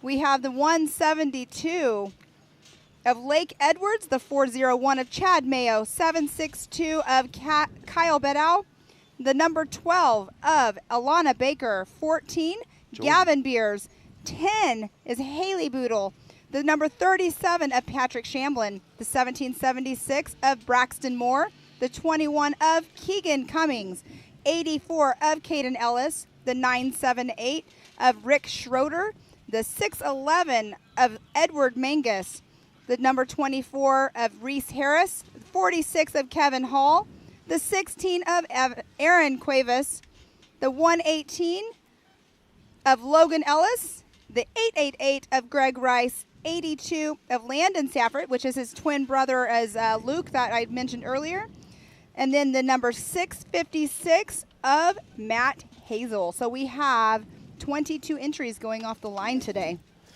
That's a big feel, and all of a sudden standing here right now, it's got a different sound to it. It does. It definitely does. Kind of cool. As the race day goes on, the sound gets a little bit more bolder, a little bit more meaner, and that just gets us going on. Mm-hmm. Well, you bring your way into the horsepower as you get work your way towards the pros. The turbos, when you're hearing them spooling down there, there's a lot to be said for it.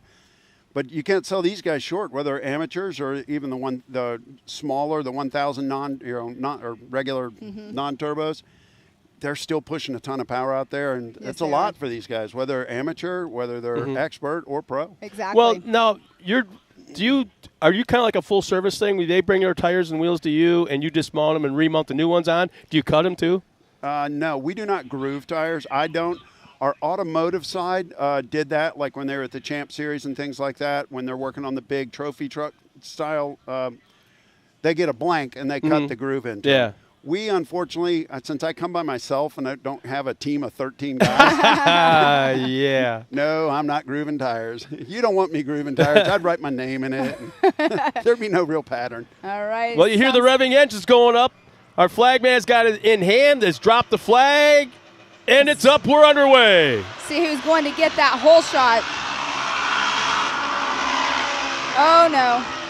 Multi-car pileup just behind the trees in front of us at the bottom of the uphill. We do have somebody upside down on their lid. Dave, you're more than welcome to hang out with us. We can talk to you all afternoon, man. Well, hang out with us. I enjoy listening. Have you been out on the race course yourself? I have been so busy today I have not had a chance. Okay. So I walked down to the announcer area down below. I spent a little time down there with Joey and Matt. And I bet you had a lot of laughs. Oh, that was when there was the early on when the one racer was creating his own short line through there. Yes. Oh, yeah. So okay. It was interesting. There was two, actually. There was no split lane going on, but there was then. There were a couple of them that did it. My kid was one of them. Oh, well, no special privilege here. No, he actually ended up breaking a U-bolt in the driveline. So. Oh, okay.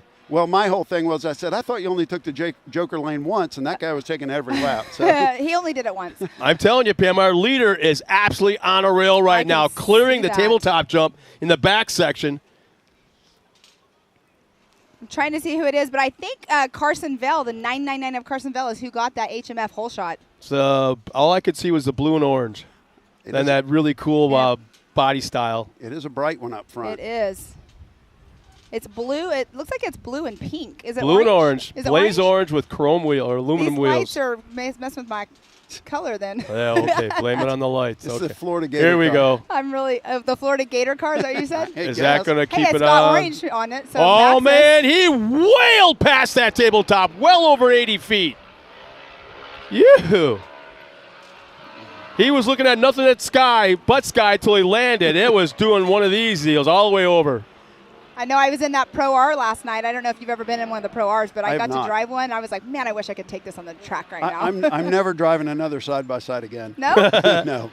There's a story behind that, I think. Okay. Yeah, there's a very big story. Gotcha.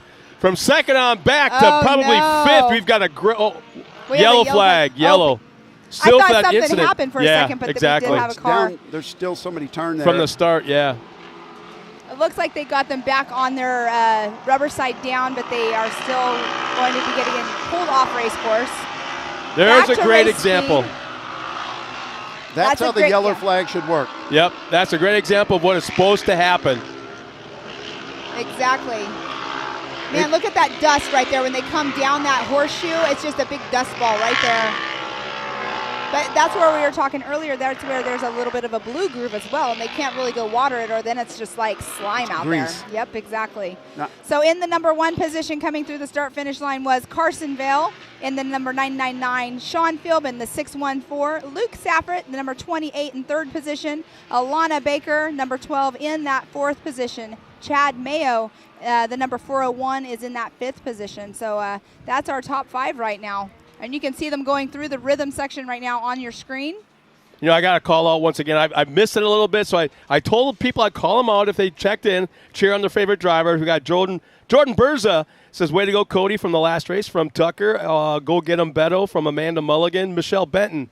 You got this, Haley Boodle, number 10, Skid Row Racing. And Lynn Eiseminger says, go, Luke, go. So thank you again for checking in, cheering on your favorite driver. This is so cool. But here's the thing. When you do that, let us know where you're checking in from.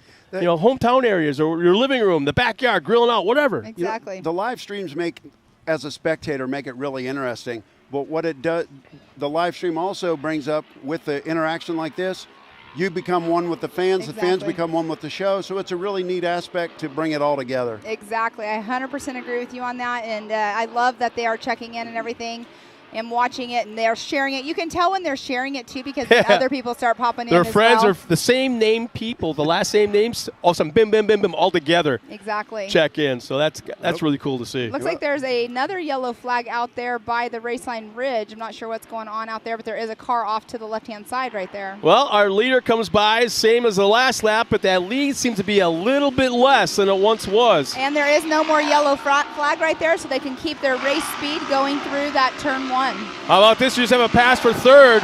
Number 12 moves up into that 3rd spot.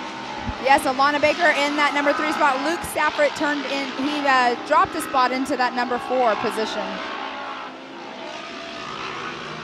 Now, Dave, when you're watching a race like this and you see certain areas of the racetrack where it's dry, where it's blue groove up here, where it's wet down here, that's got to be a nightmare for you. It's like, how do I set up a car to handle all those conditions, or is it a kind of benefit one area to slacken another? It really does come into play.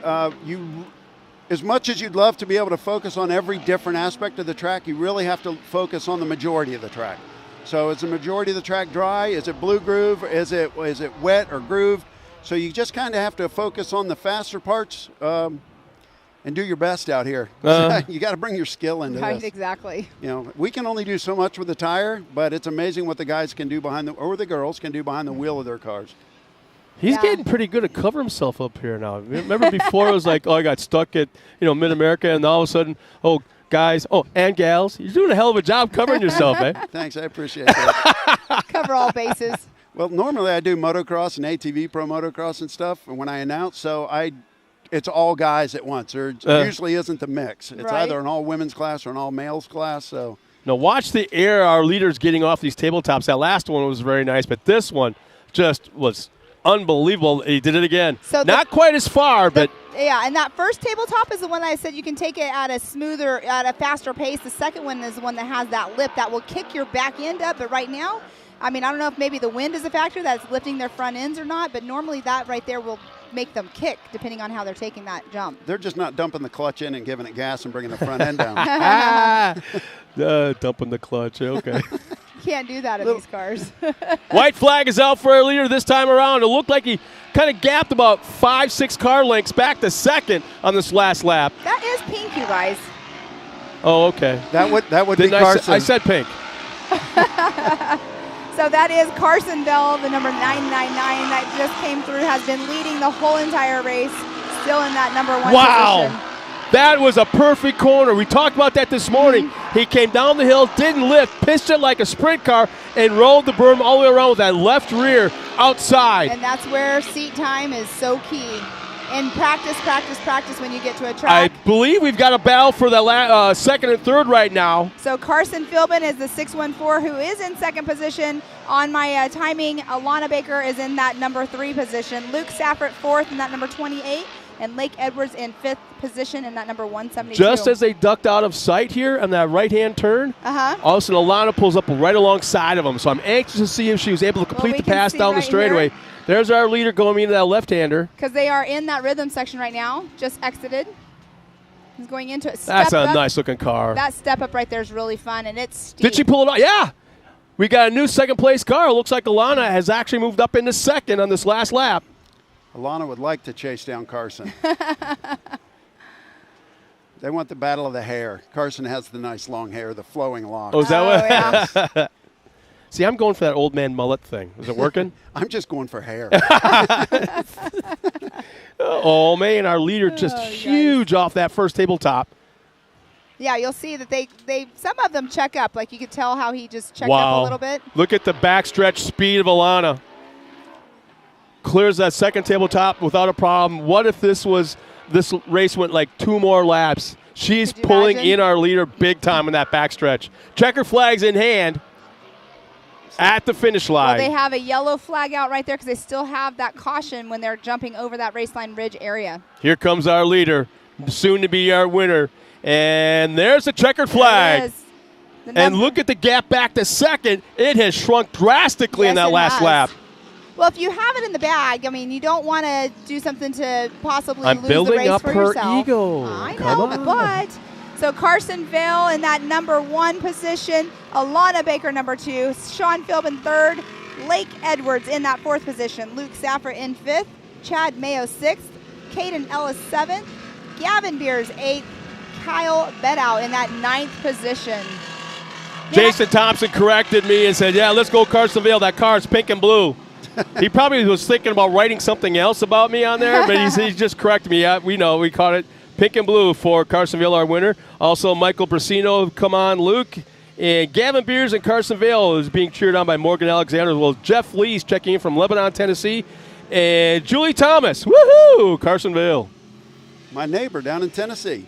You're from Tennessee? I live in Georgia, but all of a sudden, wait. Where did that little door. twang come from? That wasn't there about 10 minutes ago. That comes from moonshine. Yeah, there you go. All right, it sounds like we have Miss Tiffany Stone down there with our number 1 position, Carsonville.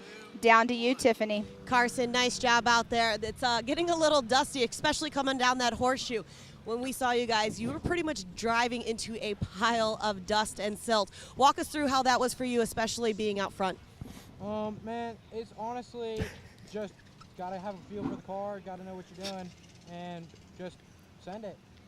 And exactly, that's kind of what you did, especially over the tabletops. We just watched you, and we just watched you sent it.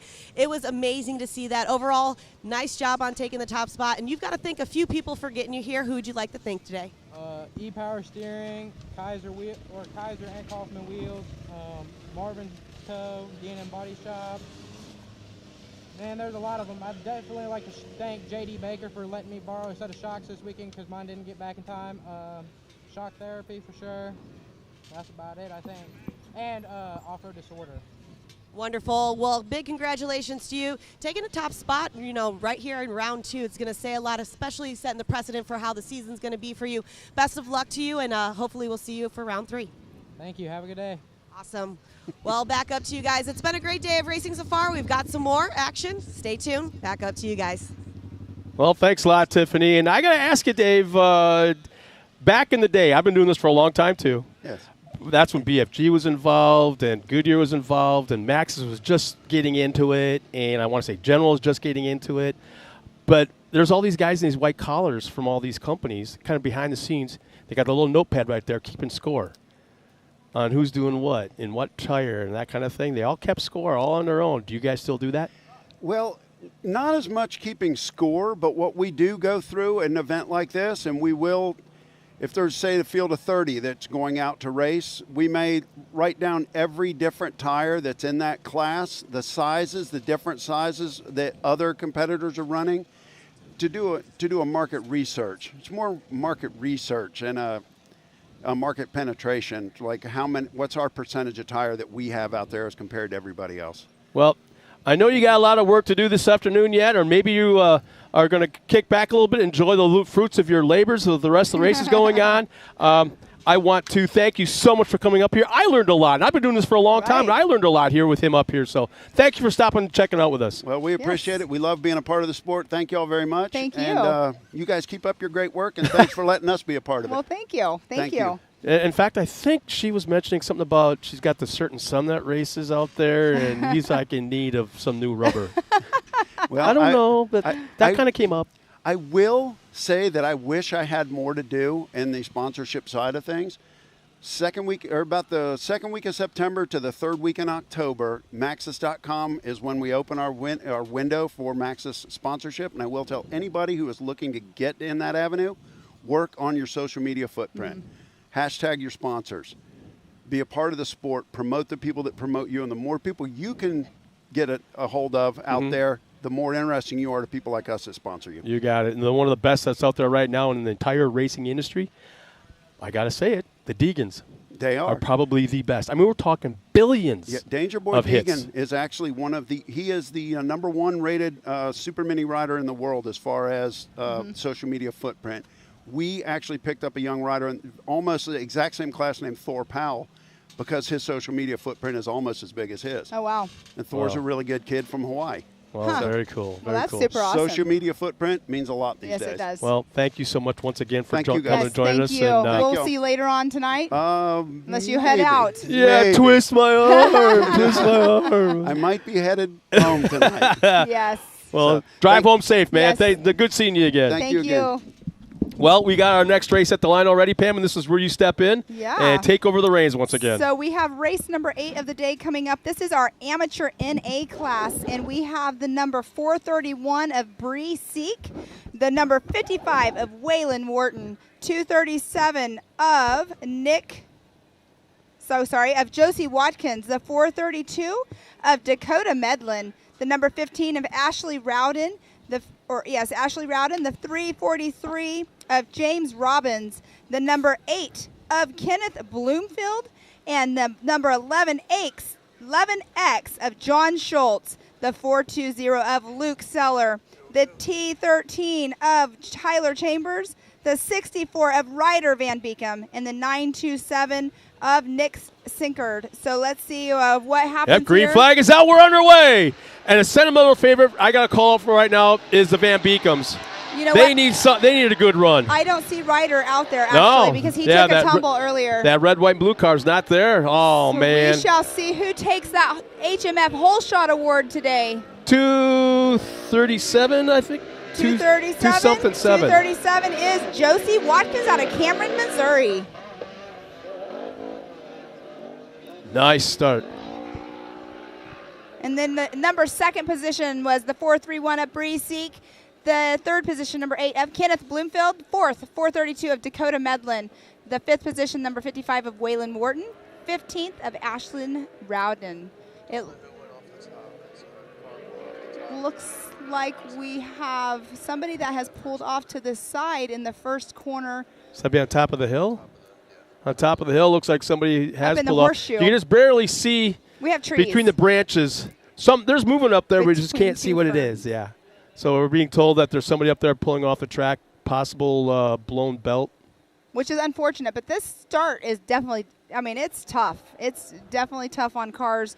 You know, you got it floored because you're trying to get that whole shot award. We got an unbelievable battle for the lead right now. Top two cars have pulled away from the rest of the pack a bit, but they are hard on each other right now. Can you believe we only have one race left? What? We only have one race left Shut after this up. one. Quiet. Where did today go? You've been working I love hard. it. You've been carrying it. Look at this race for first and second. So if it still stands, it will be the number 237 of Josie Watkins. Second position, Bree Seek are battling it out right there on course. We shall see.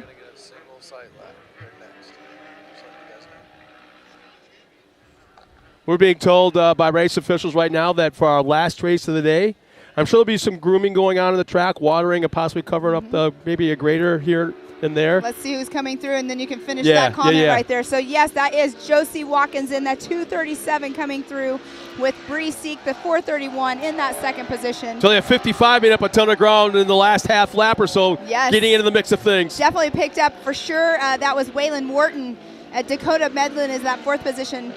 Kenneth Bloomfield in 8th, and Ashlyn Rowden in that 6th position. So we have 6 cars out on course. So we did have a few that took a tumble in the heat race earlier that are not out racing right now. And one Ryder pulled Van off. Beekem is Yes, one of them. And yeah. one pulled off, correct. Yeah. Go ahead and finish. I'm sorry. No, we're being told by race officials that before the last race of the day, they're going to be going out and working the track a little bit, throwing on a little bit more water, and giving the drivers one sight lap, reconnaissance lap, if you want to call it, one lap around. Not at speed, but at idling speed, and going back and doing the restart. So Now, do you think they'll have a pace car to make sure people don't try to throw it up a little bit? You know, I wouldn't mind seeing that really beautiful blue Raptor out there on the track pacing everybody. That's Travis, but Travis isn't going to be out there. Oh, they let That him would be drive. great. Well, it's actually an F-150 that Texas Isn't that a Motor. I think it's Oh, Texas that's right. Spe- Yes, is it an Texas F-150. Speed Work or Texas Motor Work? They're one of the sponsors here too. Let me go on my list. That is, and the 360 wrap on it is just beautiful. Oh man, I don't have it written down right here, but yeah, they are. I think you're right with Speedworks. I Yeah, think. Texas Speedworks, and he's actually here. He helped out with the map that we showed up earlier. So maybe while they're doing that the lap, while they're doing some coursework, we can go into putting the map back up on so everyone at home can see the live stream. But he helped me out. Well, look at getting this. that. Look at that! It's a drag Yeah. race down there on the Ultimax Spillway. It's almost like the second place car right now was kind of hitting the throttle, gaining, and then backing up, and then hitting the throttle and gaining again. When you start getting the horsepower in these cars and you're gaining up in classes, you're able to actually drag race from corner to corner, you know? And you know the other thing too, man, they are so close right now. But the other thing too is the person that is in first place, they know that they have somebody on the radio telling them you have somebody on your tail. Inside, two back, you know, right. kind of so thing. what they're doing is they're being told, and that just pushes them harder, and that just leaves room for them to make a mistake and number 2 to go take that number 1 spot. I got to ask you, your kid's out on the track. He's doing real well, but you know his psyche. You know how he thinks. Do you lie to him here and there when you say he's 2 cars back, but you say he's 1 car back? He's 1 car back in reality, but he's on his back bumper. I mean, do you kind of like jack him around a little bit? You know what I've actually done being a spotter, which I'm not normally a spotter. I'm not a good spotter for my kid. Oh, you know the number 15 just went through, and they have a right front flat. The number 15 of Ashlyn Rowden, which was running really good earlier. That is not the tire you want to flat on anything on the right side, but definitely not. Especially a front. Woof. Well, and the car behind is just trying to get around, so that's when you're on the radio, like you're just speaking. Oh, and and he's not cutting him any slack. You got a right front flat, pull off to the side, let the guy by. Well, that's where your spotter comes in such handy to have. You want to. Oh, here's 1 and 2 on screen right here. Yeah, the battle continues. Man, oh man, Josie Watkins still has the point, but I don't think it's been any more than a 2-car length lead that he's had the entire race.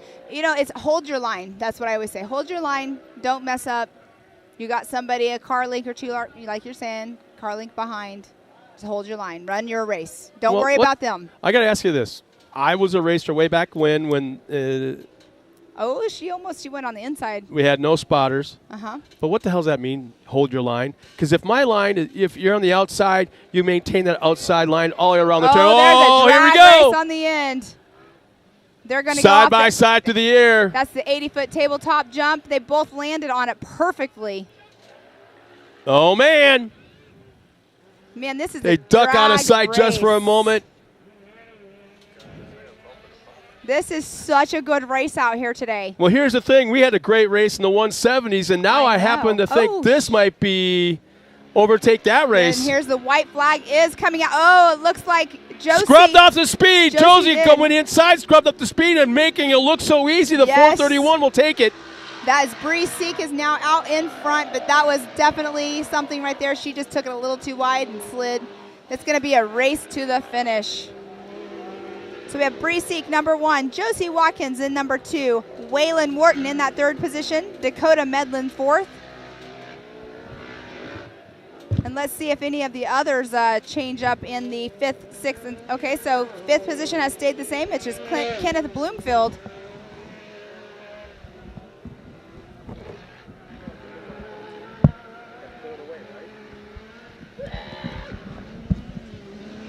Yep. I may be a slow thinker, but today I think I'm really slow. Ladies and gentlemen, we have got 2 women battling for the lead the last 2 laps, and they're pulling away from everybody else. How cool is that? It's super cool. And Bree Seek, who is in that #1 position right now, she is only 14 years old. Ladies and gentlemen, race fans, that's the future of this sport. How cool is that? And then you have Josie Watkins, who is battling it out with her. She's only 15 years old. So we shall see. Oh, it looks like, are they close? Oh, no, they're not. I thought they were neck and neck right there going through that turn.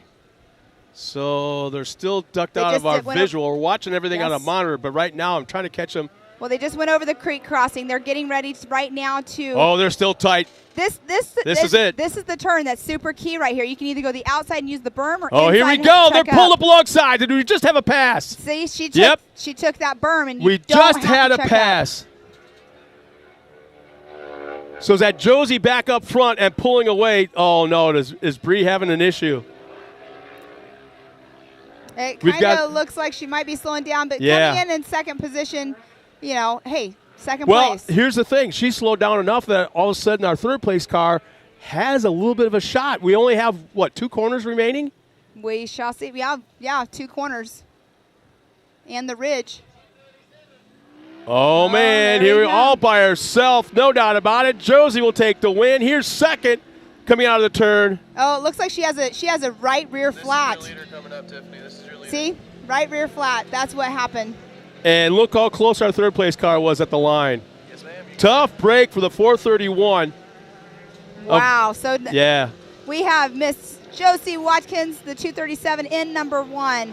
Bree Seek in second position in the 431. The 55 of Waylon Wharton in third position. The 432 of Dakota Medlin in that 4th position. That was a cool race. I don't care what you say. That was cool. You know, 2 women battling hard on each other for 3 laps at least. Yep. And then pulling away from the rest of the field all on their own, and to have it finish the way it was, very cool. Well, and if Bree didn't get that flat, I'm sure it would have been a neck and neck finish just like it was earlier. Absolutely. And that's where it goes back to, you know, the flats that we were talking about, all the flats that are happening today. Here comes another car, the 15 with the he's right got front. A right front flat. Yeah, right front. So that is the number 15 of Ashlyn Rowden. Okay, Tiffany's ready. All right. Sounds like Miss Tiffany's down there. She's going to get some good information for us because that was such an amazing race. So going down trackside to Miss Tiffany Stone. I must say, Miss Josie, that was quite a battle between you and Bree. You pretty much took the whole shot. You guys were battling back and forth. Dust right now is playing a huge factor in seeing a few things. From your point of view, how was the track today? And obviously, how was that battle back and forth with you and Bree? I mean, the battle was pretty good. Me and her's been battling it out all day. I've been fighting car issues all day long, so it's really nice to finally get a win in a class. And talking about that, and congratulations on that win, of course. Who would you like to thank for helping you get here today? My mom and dad, my sister for bringing me extra parts, my cousin, Industries, Max's Tires, OMF Wheels, Digital Dave, he gets me all my tires, HMF Exhaust, ISP Seats, Simpson Race Suits, and DX Star Race Gears for making killer race suits. Awesome. Well, I did know that Travis has been helping you out and giving you some pointers and everything like that, and especially since he's been a champion before in short course for side-by-side, so it's great to see that. Josie, I like to always ask everybody in one word, how are you feeling right now? Pretty excited. Pretty excited. Well, you heard it here. Of course, Josie's excited. That smile says everything. The battle between her and Bree was awesome. We're going to take a quick commercial break, and then we'll be back with some more racing here from Jay, Oklahoma. Back. Upgrading. It's what we do. So upgrading is what we did. Introducing the IQ equipment lineup powered by HMF. Designed for the most adventurous side-by-sides in the world, IQ equipment has the strength to tackle the off-road head-on. Bolt-on American manufactured steel. Engineered to increase strength, durability, and protection so you're equipped to handle the most extreme performance. When you're ripping through the desert at full throttle, or tearing through some of the most brutal terrain in the world, you're going to need equipment that keeps you moving at a high level. Because when you have the performance and you have the protection, you then have the confidence to actively pursue your passions just as freedom was intended to be. HMF, equipped to perform.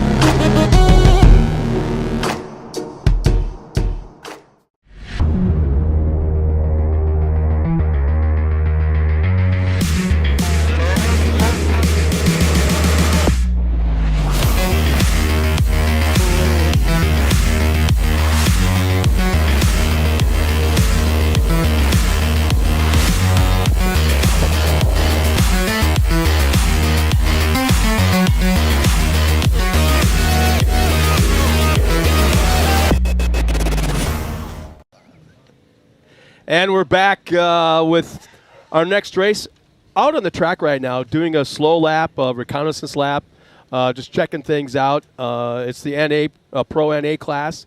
And things, the next two races are very, very serious. I mean, Yes, these boys they are are. chasing that big purse. These boys are chasing the points. It's all about the podium.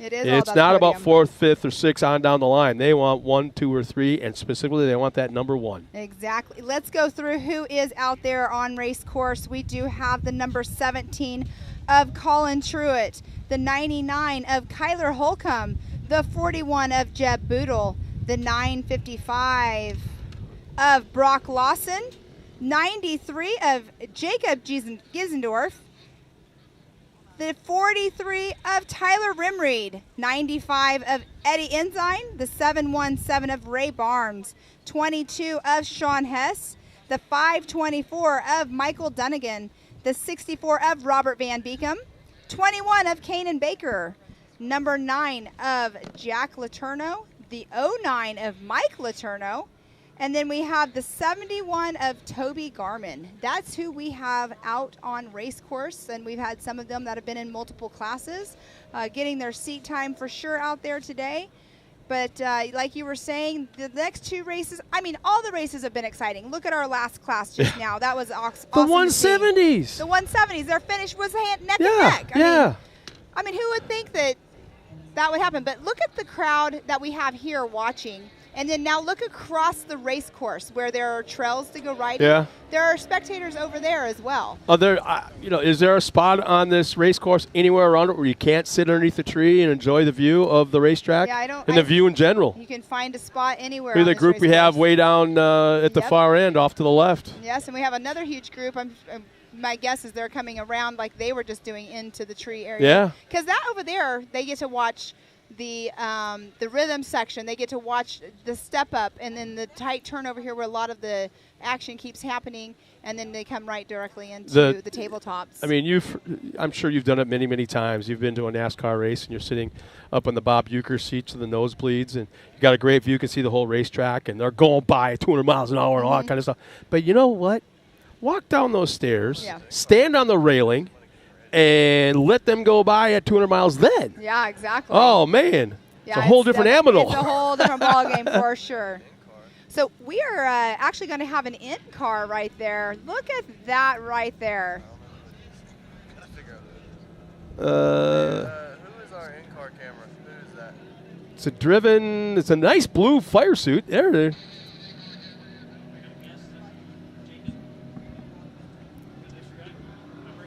Travis on radio?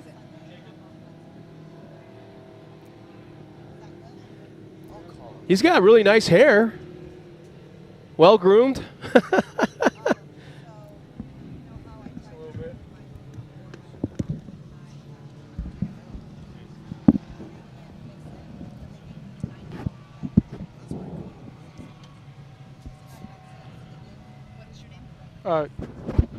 Jacob Angus.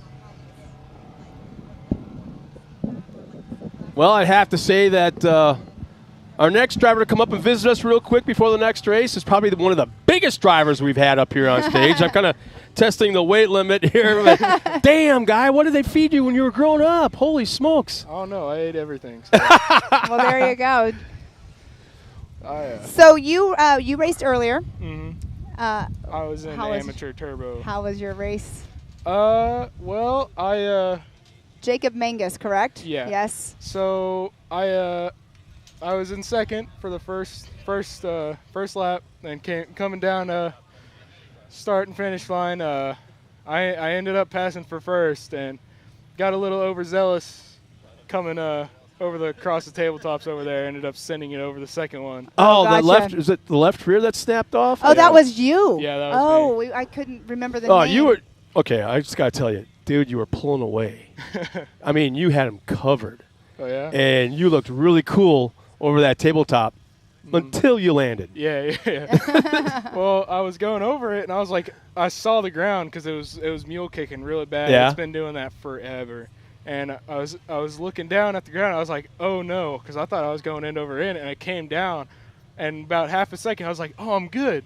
And all of a sudden, your left rear passed you. You were good until you weren't. I just landed on that left rear really hard. Off the line right now. We'll go back to that in just Hang a with us moment. for a while, okay? Oh, we have a Van Beekum just took a tumble Oh, on come the on, corner. really? Look, watch. Well, you can't see it at that camera angle. And it looks like we have, let's see who just took that hole shot, but Van Beekum went up. He was on the right-hand side, and it just took him. So Kyler Holcomb, the number 99, just took the hole shot. It looks like, I think that's Brock Lawson down there on the hill. And right at the bottom, just He's past the towed in. start, the hole shot, inflatables. There's a car that's on the inside of the racetrack. And, oh, yeah, look at the front end. They're completely towed Yeah. in. Yeah. And is that Van Beek? Yeah, it is Van Beekum at the bottom of the hill, isn't it? It is Mr. Van Beekum. Oh. You can see right now on screen, Colin Truitt actually is now out in that number 1 position. He did take number 2 on that hole shot area, but we have Kyler Holcomb that took that hole shot award today. But Colin Truitt out front, a very well-seasoned racer. He races down in Texas as well, and so he's racing 2 different series. A couple of years ago, Colin Truitt in Texplex, he went up a jump and forgot which jump it was and came down flat and broke his back. Oh, yes, I remember that. His mom and I were just talking about that. I actually live like 10 minutes away from Colin. Brock Lawson, the number 955, is who we just had on screen. The front end is completely broken in there, so unfortunate that happened, but we are definitely going to. Yeah, there's a yell going to be coming out for what took place just past the start. 2 cars are down there involved. There are 2 cars. I can't see the second car. Yeah, I can't see. I see green. one. Yeah. Oh, that's Tyler Rimreed. That is the number 43 of Tyler Rimreed. He's also in an RS1 as well. So Robert is driving off. With the right rear with the flat. Right rear flat, exactly. But so he's driving off, which is a good sign because he's the one I saw take the tumble the hardest. Tyler, you can see Tyler is out of his car. He's walking around, so he's good as well. Sure, the car's not good, or he would be getting back in it to go. They're back up to race speed. You can definitely tell in the background when they get back up to race speed. Colin Truitt has a sizable lead right now over Kyler Holcomb. So what was your favorite part of the race course? Well, I honestly like it all. I started racing that X3 this year, and it feels like it does good around all the corners. Okay. Do you get seat time other than racing out here? I drive it around at my house a lot, and then we race in a place called Adrian, Okay. and that's where I get some seat time as well. And where are you from again? Lebanon, Missouri. Oh, okay. Okay. Well, that's fun, though, that you can drive around on your property and stuff and get some, I mean, seat time, no matter what. Yeah, yeah. So, and practice makes perfect. Yeah. Well, I've only been, this is my 3rd race in that X3. Okay. Yeah, I used to race my dad's YXZ a bunch for Okay. like 2, maybe 3 years, and then he got that X3 and he had a rough year. Wow.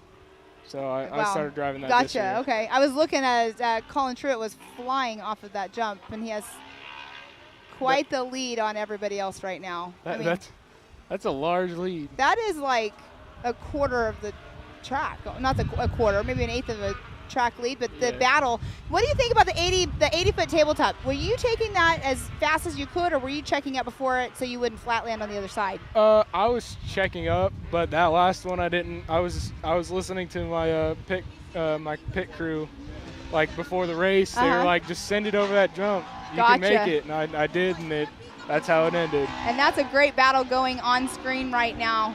Yeah. You have Colin Truitt just came through with a 2:04.515. Let's see who, Kyler Holcomb is still in that number 2 position. The number 99, then the 3rd position is the 21 of Kanan Baker, and it looks like Ray Barnes, the 717, has dropped down into 4th, and Jeb Boodle in the 5th. Now, Jeb took the fastest lap at the last race here at round 1 at Mid-America Side-by-Side Championship Series. It's honestly very interesting to me that, like, you see NA cars and turbos, and their lap times are honestly pretty close to each other. Yeah, exactly. I know, because Kanan Baker, I think it was a 158 or 159 last race was the fastest lap, and he took that. Mm-hmm. Not Kanan Baker, Jeb Boodle. Oh, yeah. So many names. Yeah. I'm trying to remember everybody. My fastest lap in my turbo is 2:10. Is it? Okay. Yeah. So I'm not near as fast as these guys. And then what did you think about the rhythm section with their just now exiting right now?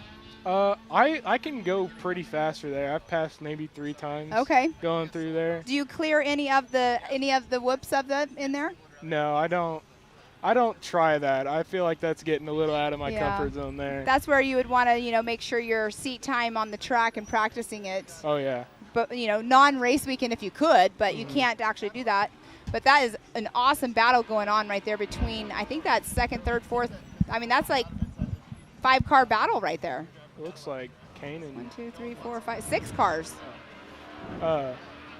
We have quite the battle going on there, Scott, for like in between 2 and 7. I'm watching the air they're getting off that 2nd tabletop. And Colin Truitt is out front, sizable lead. He's just not coming through the start-finish line right now. Yeah. Yeah, and they just went through that back section of the track. And he just picked up his time by a second on race course. So he's bettering his lap time as the race goes on? Yes, he is, at a 2:03.738. Now, he raced last weekend in Rush, Kentucky, and he actually dislocated his shoulder in the race and couldn't finish. And he's out here now this weekend racing, but he's having to wear a shoulder brace. Seems to be working. You might want to keep that on for every race afterwards. Right, exactly. So Kanan Baker has taken over the number 2 spot. So the number 21 of Kanan Baker, Kyler Holcomb, number 99, has bumped down into that 3rd position. And on screen there, it's looking like he got into that 2nd place position, and he's starting to pull away now. well, I know him and Colin battle it out at their other racing series that they race at, but the 99 of Kyler Holcomb was just on screen a moment ago. Caden's his driving style is a little bit different than our leader. I was watching him on these jumps that are close to the corners. He is pitching it sideways in the air and landing sideways. That's like Pro 4, Pro 2 style. Exactly. And the thing is that we've been talking about nothing but tires and this racetrack all day long, and he's defying the fact that these tires, everybody else seems to be getting flats or wearing them out or balding them or whatever it may be, the abrasiveness and the rocks and stuff. He's in the air, sideways coming down and on either side and making it work. One thing that I like to see is Carson Vale. He'll come down this big hill right here, and he'll pitch it sideways coming down the hill. Yeah. Where everyone else just drives down straight, and that's what we were. He gets he takes off like a rocket ship over that jump. That's exactly what we were talking about when he was racing, and he was pointing that out, that he was coming down full speed and actually drifting around. I love seeing the close racing going on out there. So.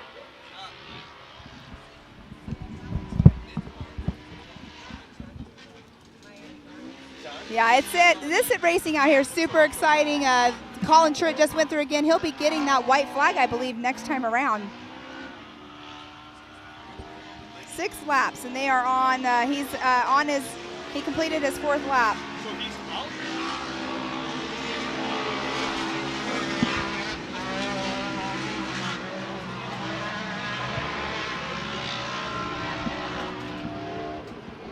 On screen right there, that is the 41 of Jeb Boodle.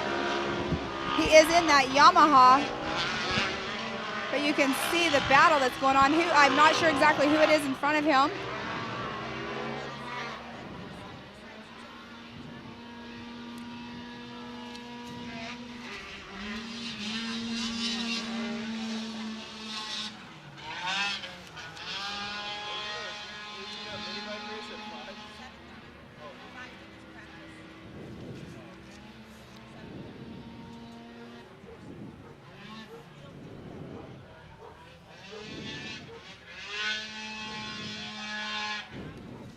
All right, and there you can see right there on screen that lovely rhythm section.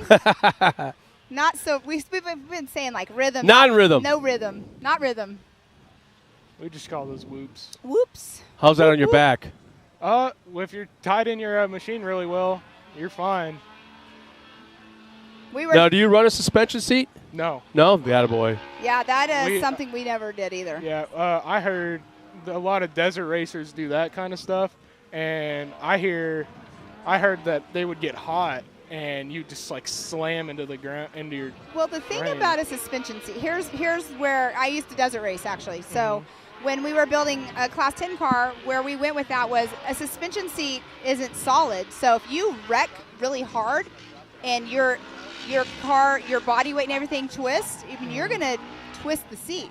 Oh. When you're in a full containment like a Sparco seat or, you know, those LaJoy. PRP or something, yeah, the LaJoy, exactly. Those are not going to, they don't bend. You're not going to twist your back and tweak your back. So. Well, how often do you see in-car cameras of desert trucks, trophy trucks, out in the desert, going through the whoops, and all of a sudden they're up in the air, and you can see the belts tight. Then this truck's going up and down. When the truck compresses, all of a sudden there's a gap. Yeah, and their belts. The belts are loose, and they sink down in the seat. When they sink down way in the seat, all of a sudden the That's why belts. you're always tightening them. Yeah, exactly. But we're on a white flag lap, guys. We are on a white flag. Colin Truitt still has that lead. He has a 13.965 lead on Kanan Baker. It's called party in his pits tonight. Yeah, so Colin Truitt in that #1 position. Kanan Baker #2. Kyler Holcomb in that 3rd position. Jeb Boodle 4th. Ray Barnes 5th. Sean Hess 6th. Jacob Giesendorf 7th. And Eddie Ensign 8th. Michael Dunnigan in 9th position. So Michael Dunnigan is in Articat. Definitely a different sound. Yeah, you don't see those all the time. No, you don't. There's not very many of those. But you can see right now Colin Truitt is actually doing, I don't know what to call that right there, but there's 2 different spots you can take on that. Yeah, I usually go inside. That's the way I usually go for that. But I've tried both ways, and I don't think either way is faster. We actually saw a pass in there earlier. Oh, really? Yeah, between Bree Seek and JC. I think it was JC. Yeah, we saw a pass, and it was the person that took the right side, the upper line, actually made the pass. I'm trying to find my papers with that. But yeah, it was super cool to see a pass be made right there, because I'm always like, okay, do you stay up high, keep your speed, but then again, you're drifting a little. Yeah. But here we have right now coming through the finish line, that is Mr. Colin Truitt taking the checkered flag. He finished 2nd place out here at round 1, and now he just took that Another top spot. very nice looking car right there. Very nice. Now, Colin Truitt's dad's car is the one that my kid's been racing out here, so that's awesome. Congratulations out there. We have Kanan Baker coming in, and he picked up a 2nd. Kanan picked up a 2nd just now in that last lap. Jeb Boodle took that #3 spot. I've seen Kanan's car change so many colors over the years. I used to race with Kanan back whenever this was all ORRE. Oh, really? Yeah. So I've seen his cars go from black to the blue and pink one, and now it's the white and gold. White and gold. I really like the white and gold one. Yeah. Those ones look really nice. It's a pretty one for sure. I like it. It stands out. So let's just run through this really quick. It sounds like we have Miles down there with Mr. Colin Truitt to give him a trackside interview. So down to you, Miles. So top of the box right here is Colin Truitt here at Mid-America Outdoors. And you pulled up and you said that felt good, and that's just what it was, wasn't it? Well, I hate to say it, but to the Bakers, there's a new sheriff in town, baby. Oh, a little smack talking. I love it. You've been racing quite a bit. You had some struggles last week. You're out here. The shoulder still looks like it's holding up pretty decent. Oh, she's doing good. We got her wrapped up, taped up, doing good. And I'm pretty excited. I'm pumped. A little adrenaline, you know. And that's what it's all about. It was a great race, but towards the end, you kind of walked away with it and had your own race. Yeah, I didn't get the whole shot, but I made a pass real early on. I was able to set a pretty fast pace and just kind of race my race and went on. And I noticed I had a pretty good lead, so I just kind of backed it off in corners and saved it. Yeah, kind of put her back into that cruise control spot. And like I said, smooth as fast, and that's just what you did. So who all helped you get out here on top of the box? Oh, there's a lot of them, but, you know, Polaris, Razor, these RS1s are incredible. DFS Engines, Jody Hickman, he does a fantastic job tuning and getting this car. We worked on it all week to get it as fast as it could. Hoosier tires, Raceline wheels, HMF exhaust, Keller ball joints, G-force suspension, Walker Evans suspension. These velocities are sick. We love them. Steel Sabers protecting our stuff. There's a Hess Motorsports e-power steering. The steering unit of this thing is amazing. It's a lot of things amazing. I've said it like 6 times, but it's hard to say. And I got a whole thing right here. I totally forgot about it. Sparco. That's what I bought this for. Graphic guys made my car look pretty. Sparco. You know, just a whole host of other people. Mom and Dad, the whole crew, everything. And speaking about amazing, what are you thinking about Mid-America Outdoors? This place is great, isn't it? This place is. You gotta see it to believe it. That's all I gotta say. It's. Well, again, congratulations. You didn't get the whole shot, but you got around early. You ran your own race, and the car still looks like it's in great shape, so it won't be too much working. So Colin Truitt, congrats, and we'll see you at the next one, buddy. Oh, I'll be back. I'm racing 2 weeks again at the Outlaw Series, so I'm busy. All right, Colin Truitt, good job, buddy, and we'll see you. We'll see you around. So while we have a quick break in the action, we're going to throw it to some of our amazing partners. We'll be right back after this.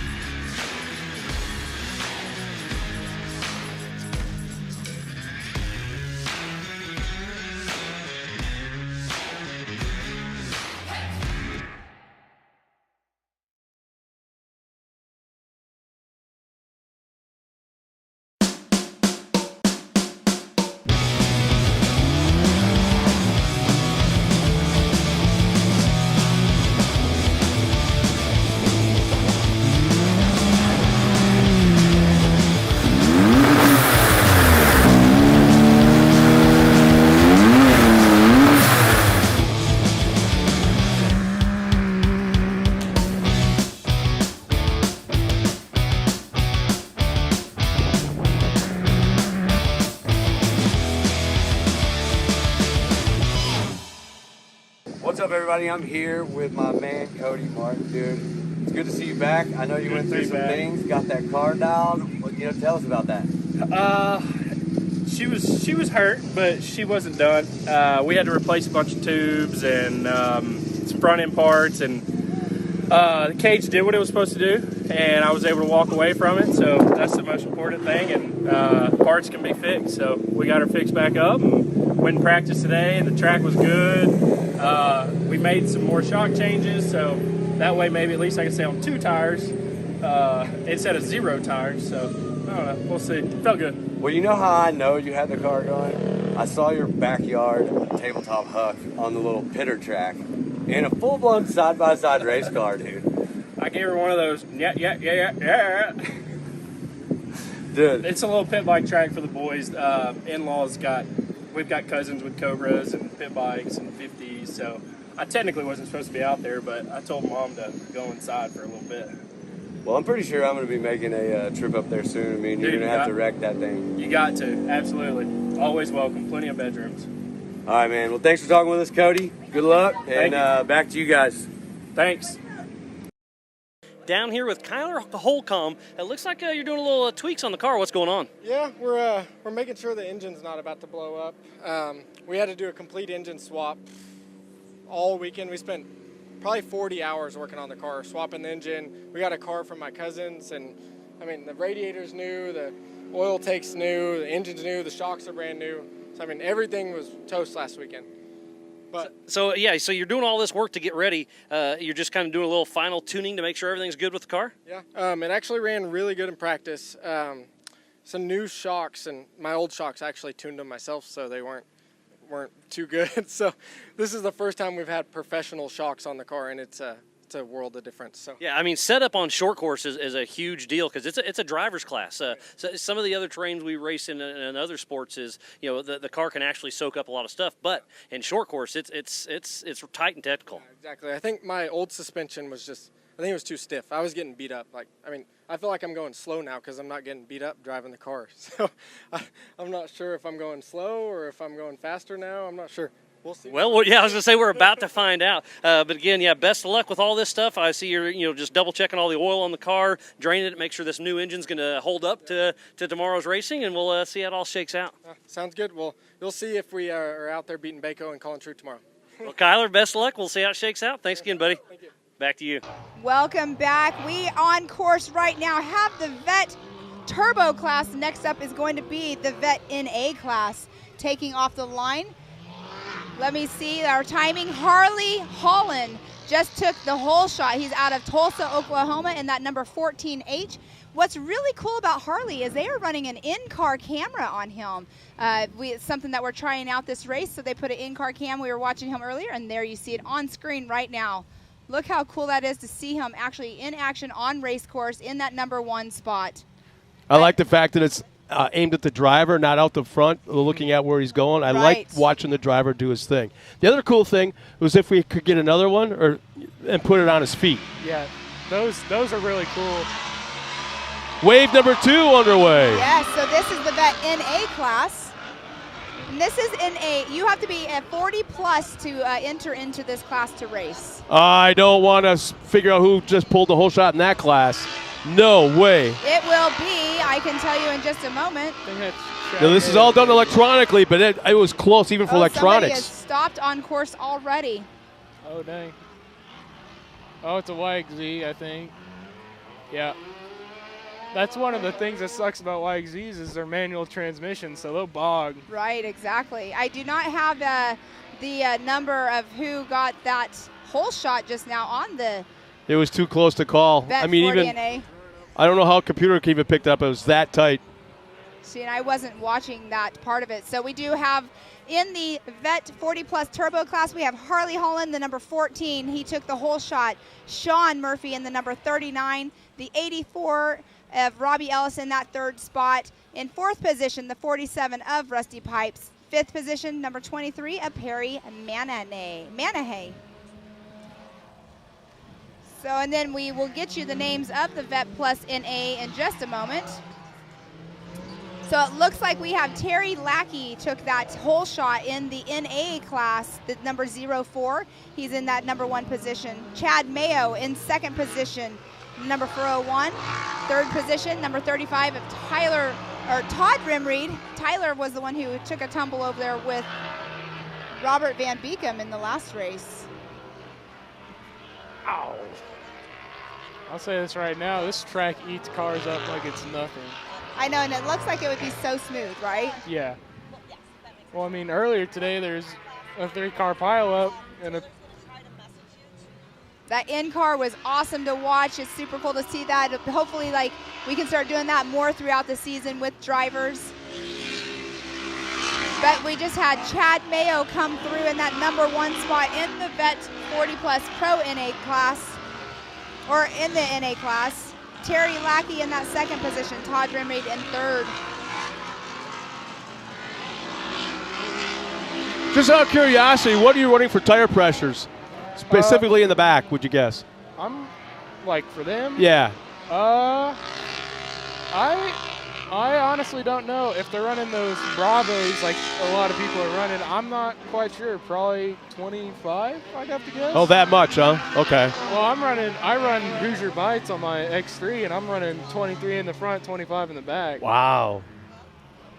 All right, coming through on that first lap earlier in the turbo, Vet 40 Turbo, Harley Holland took that number 1 position, Rusty Pipes second, Sean Murphy third. What was the gap to second?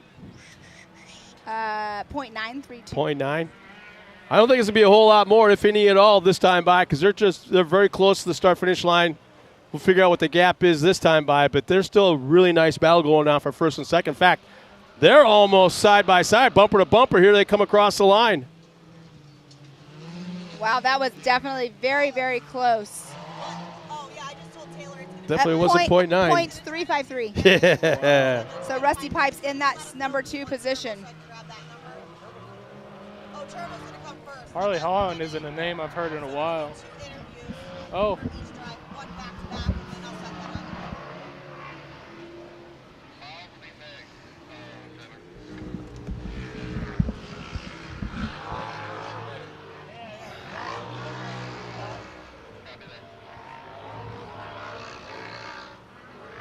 Well, as Pamela said earlier, our top 3 right now in the Vet 40 plus NA, we got Chad Mayo, Terry Lackey, and Tom Remereed wanting run 1, 2, and 3. And then in the Vet 40 plus Turbo, it's Harley Holland, Rusty Pipes, and Sean Murphy.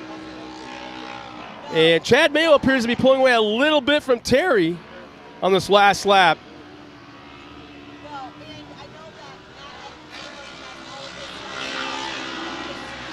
And Todd's falling back a little bit more. There might be some sort of mechanical going on right there, but Todd is usually a little bit quicker than that around this racetrack. So I'm guessing at this point that there's got to be a little mechanical going on.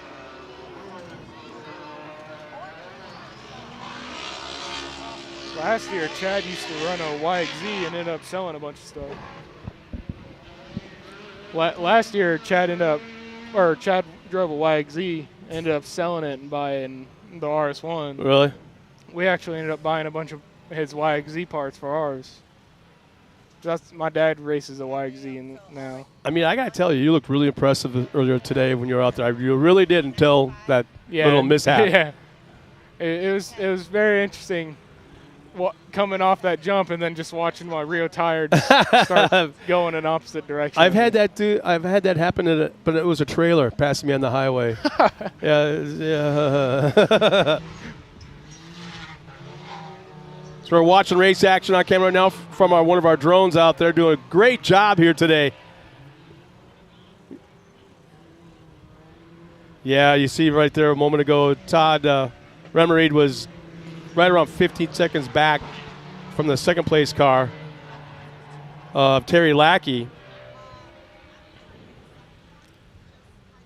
One thing that's good though today is it's pretty windy out here, but it's moving all the dust out of the way. Yeah, exactly.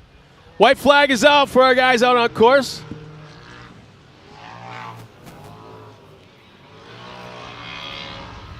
Now, when your spotter comes out here and you're at the line, is he telling you where the guy's been watering the track, where maybe some grooming has been done, kind of letting you know what corners, turn 1, turn 3, kind of thing like that?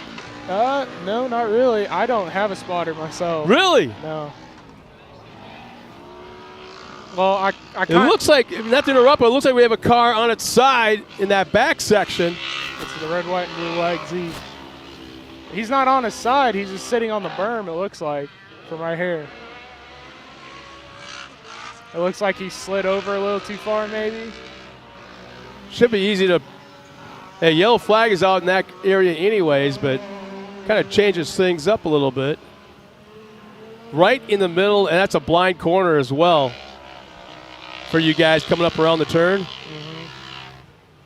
Mm-hmm. Round 1 in the heat race, I actually started off, went up the hill, and they didn't have any cones or anything to show where. Oh, I remember that. Yeah, I remember that. I just drove off, and I was like, oh, and I just let them all get over. Well, Pam, we got something going on the course. So we got a car on its side over here. in the back section. And our leaders are coming around for the checkered flag off here to the left in just a moment.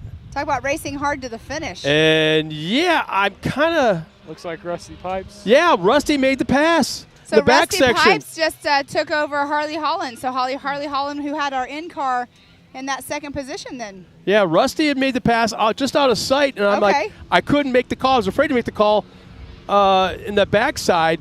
But, yeah, going down that backstretch, man, he was just on fire. Huh. And takes the win. Their cars look very similar. Nice and clean, too, huh? Yes. And coming around in third. I need to keep my glasses on. Coming around in that number 3 position, Sean Murphy, that number 39. Wondering who that is that ended up on their side over there. Still have more action going on the race. So that'll take care of till it's over. Yeah, that'll take care of the 40 Vet 40 Plus Turbo. So that was Robbie Ellis that just came in that number 4 position, number 84. So 401. Nope, not yet. Yes, Chad Mayo just took just the now, number 1 position in the 401. And then we have Terry Lackey in that number 2 position, number 04. The 23 of Perry Manahay. There's not a Mahani. It's Manahay. Number 23. They just took that number 5 position in the turbo class. So Todd Rimry just took the number 3's position in the NA class. The number 95, his son, as we were saying, was racing earlier in the race before and took a tumble. Yeah, all right. It sounds like we have Miles down there ready to speak with Mr. Chad Mayo and Rusty Pipes. Down to you. So in the Vet 40 Plus in the Turbo division, we have Rusty Pipes. What a great race. You battled all the way till the end, and you're here. You got to be excited. Yeah, there's no doubt about that. These guys they come out to race. They come out to do all the good stuff. Listen, they are hammered down. This is a really fun track to drive, also a fun track to compete on. MAO does it good. And I'm looking at the car right now. Your rear tires are pretty chewed up, so that blue groove out there is getting a little nasty, isn't it? Well, actually, the people in front of me were in the blue groove. I had to get outside the blue groove. That's what chewed the tires up. You have to find lines. You have to try to crisscross, whatnot. But the tires are by Maxxis. Unbelievable. Maxxis produces the best tire out here. They're hands down the best. Put them on. Go win you some races. Well, speaking about Maxxis, who else helped you get on top of the box here? Well, of course, I got Pipes Auto Sales. That's my own company that puts a lot of the bill. However, we've got Double E Racing does all my suspension. We've got S3 Motorsports out of Shreveport that does a lot. We've got Raceline Wheels, phenomenal. And let's see, Super ATV. Well, Rusty Pipes, what a great race. It was a lot of fun to watch, so thank you for putting on a good show for us here on site and everybody back at home. And again, I heard you give Mid-America a shout-out. This place is amazing. This place is so amazing. Billy and Big Champion and the guys and girls that run this show are top-notch. All the way down to you guys that absolutely make this thing happen. Y'all are making this thing grow. Congratulations to y'all for doing this. It really does make the sport grow. Thank y'all. Well, thank you, Rusty Pipes in the Turbo Vet 40 Plus. But up next, we have Mr. Chad Mayo in the NA class. And I see that smile. How you doing, buddy? I'm good, man. How are you? Doing great. It was a great race to watch. I mean, 2 races at the same time. It was kind of a little back and forth seeing what was going on. But like I said, just a great race. This course is coming together great. It's been a lot of fun to watch. Yeah, absolutely. I mean, obviously he already said it, but this place is just absolutely amazing. And if you're even considering even getting into racing, this is really the place to come. Yeah. So who helped you get here on top of the box for the NA class? Man, I'm going to try to hit them all. I'm really getting a lot of help right now from 360 wraps, LDR suspension, DP brakes, Smiley's Racing, MRT tires, alls. I know I'm missing multiple. Jamie Hard did a fantastic job on the cage. We just finished this car up on Tuesday night at 3 in the morning. I've been working on it every day since I've been here. There's so many people that are just a part of helping us that honestly I know I'm going to miss you, but I can't thank you enough, honestly, everybody that helps us.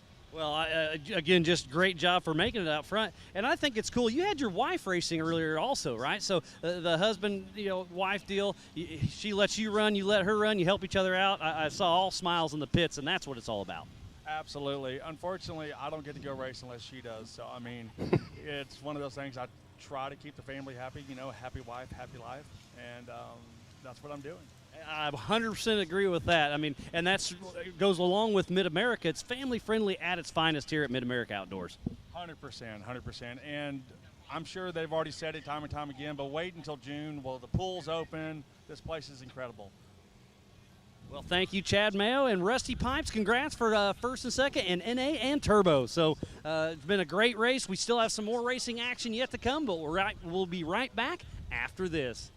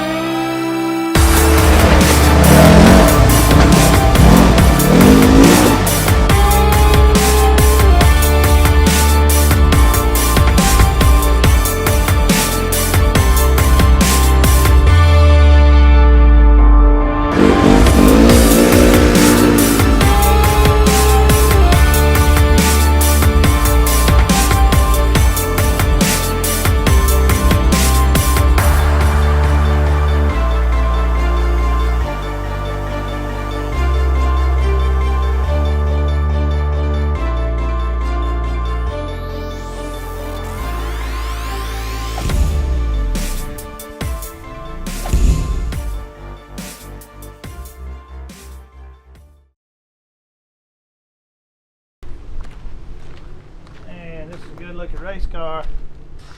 Let's see if we can find a girl that drives this. Hey, oh, here she is. What's up, ma'am? How you doing? I'm just gonna sit right here with you, talk to you for a few minutes. What's your name?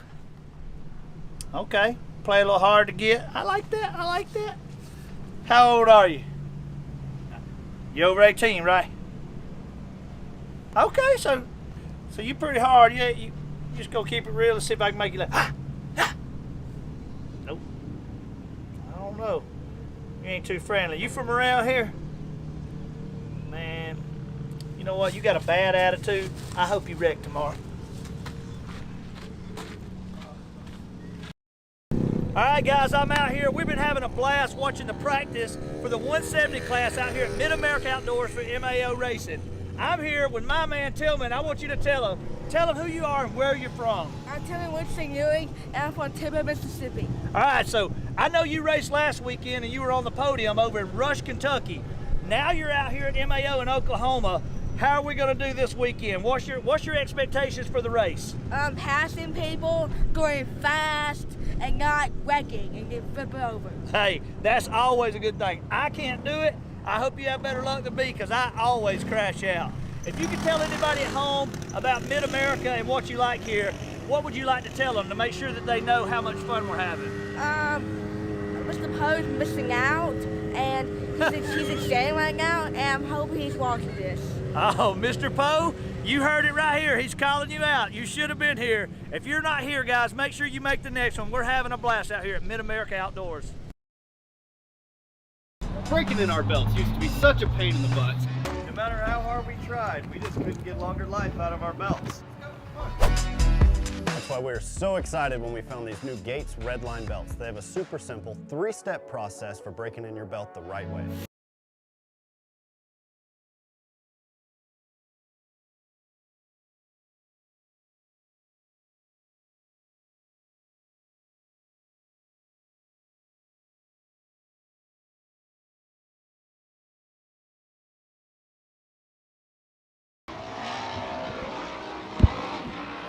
And we're back with the green flag waving in the Youth 1000s off the line to the top of the hill. The whole shot is going to go to. We'll tell you here in just a moment. And it wasn't even close. Vale. Wasn't even close. Carson Vale already about a 12-15 car length lead. So Carson Vale is in that number 1 spot, got the whole shot, the HMF whole shot. Ryder Van Beekum in that number 64. Carter Caraway at number 11.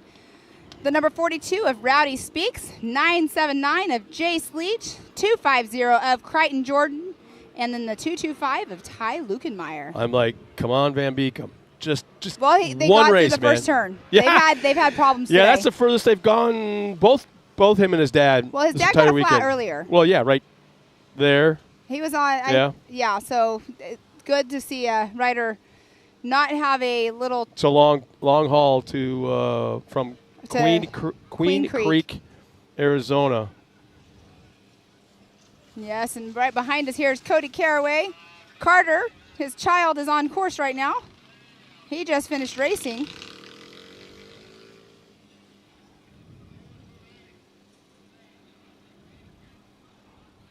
Oh, man, he's even stretched out even more, probably tripled, quadrupled the gap back to second. Man. He did really good earlier too in the heat race as well. See, they're not taking that jump quite as hard on this first lap. He's probably over getting communication from his spotter about where he's at, what's going on, where everybody else is at. Right. And it's guys, you know what? Just calm down. Run the race. Have fun. Well, and Ryder but Van don't Beekum, hurt yourself. You know, Ryder Van Beekum's in that number 3 spot right now. I think that is Carter Caraway in that number 3 spot. Yellow flag is up, but why? I don't. Is there something on top? Oh, halfway up the hill, right behind the trees. So we didn't see that. No, it's right behind the trees. I can see the safety vest. That's why we wear them. So there's a yellow zone out. So there's, it's a local caution. As soon as they get past it, they can get back up to race speed.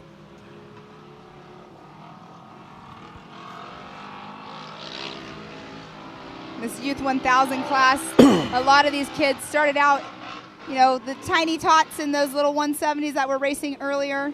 It's just amazing. You go from what, 13, 14 horsepower to 1,000 cc. I'm like, I know. what? Well, some kids went into a 570 class, but then parents and stuff started realizing, a 570, it's a middle ground step up, but they're not in them very long. Yeah. I mean, by the time you get out of the 170s, they're not in them very long. But that is Carter Caraway. That is in that number 2 position on screen right now.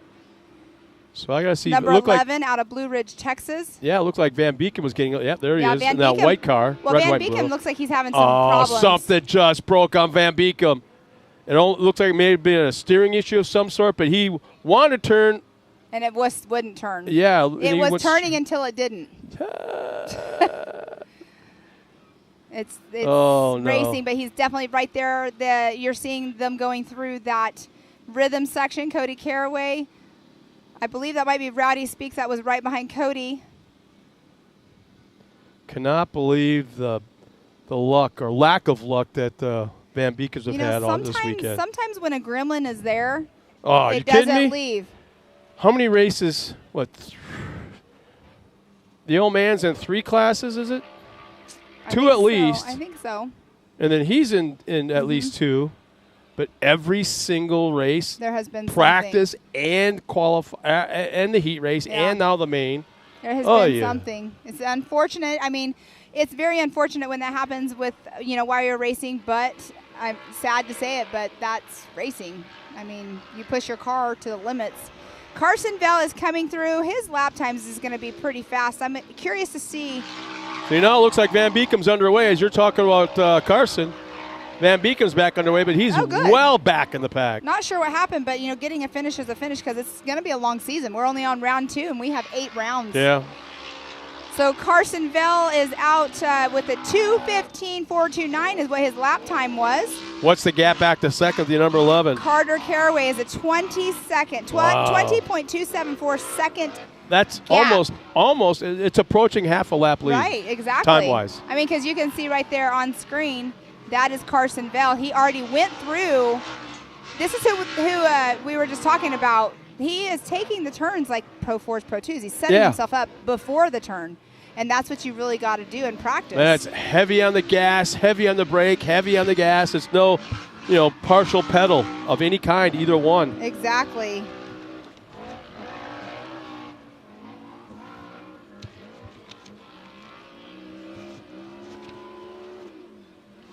What a day this has been, and I apologize. I was going by my numbers of the sheets I had. I have some lineups that I don't have, so it was quite a mistake by my end. You have some lineups you don't have? Yeah, I don't have some lineups that I should have on just the overview of it.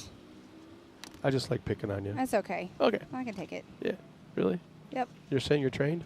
Kind of. You're I've worked around all y'all enough. I think I'm okay. I don't know.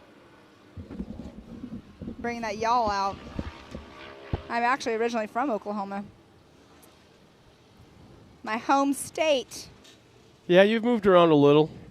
Yeah. Just twice in my life. So what's our next race? It will be the women's class. So we'll have the women's turbo and NA classes will be up next. And here comes our leader taking the white flag one more time around and talk about a monstrous gap back to second. And look, no, okay, you've heard that his car go by. Our vantage point is just past the finish line and right where they enter to go up the hill and do that left turn. Now, you heard how he did it. Now listen to the rest of the field when they come by. Completely different sound. Yes. Here comes second and third. Lots of throttle response, back and forth, on and off, on and off, on and off. Yeah, so Jace Leach in the 979 took over second place from Cody Caraway. But there's a 25.346 second gap between Carson Bell and Jace Leach. That's a crazy gap. This has been a great race day, though. Every once in a while you're going to have one of these kind of runaway events. Now, this is where the debate comes in. Competition yellow. Yeah, competition yellow would definitely throw a wrench into the mix, get everybody tightened back up. And Van Beeken pulls off the track. He's obviously having car issues or he would not have pulled off. Yeah. Engine sounds good.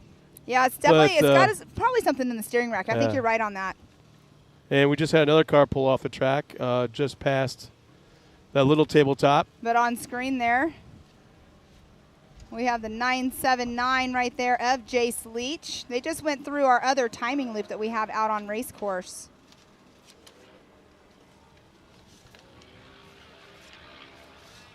Well, next time by should be the checkered flag. It's still going by fast, even though I was like, wow, I can't believe we're almost over. We're really not almost over, but oh my gosh, it really is going by fast. Time flies when you're having fun. How cool was that in-car cam on Harley Holland? Oh, here's our winner. The 999's coming across the line. Very cool looking car. I just love the profile of that thing. And the flames on the side. Yeah. Almost chameleon style.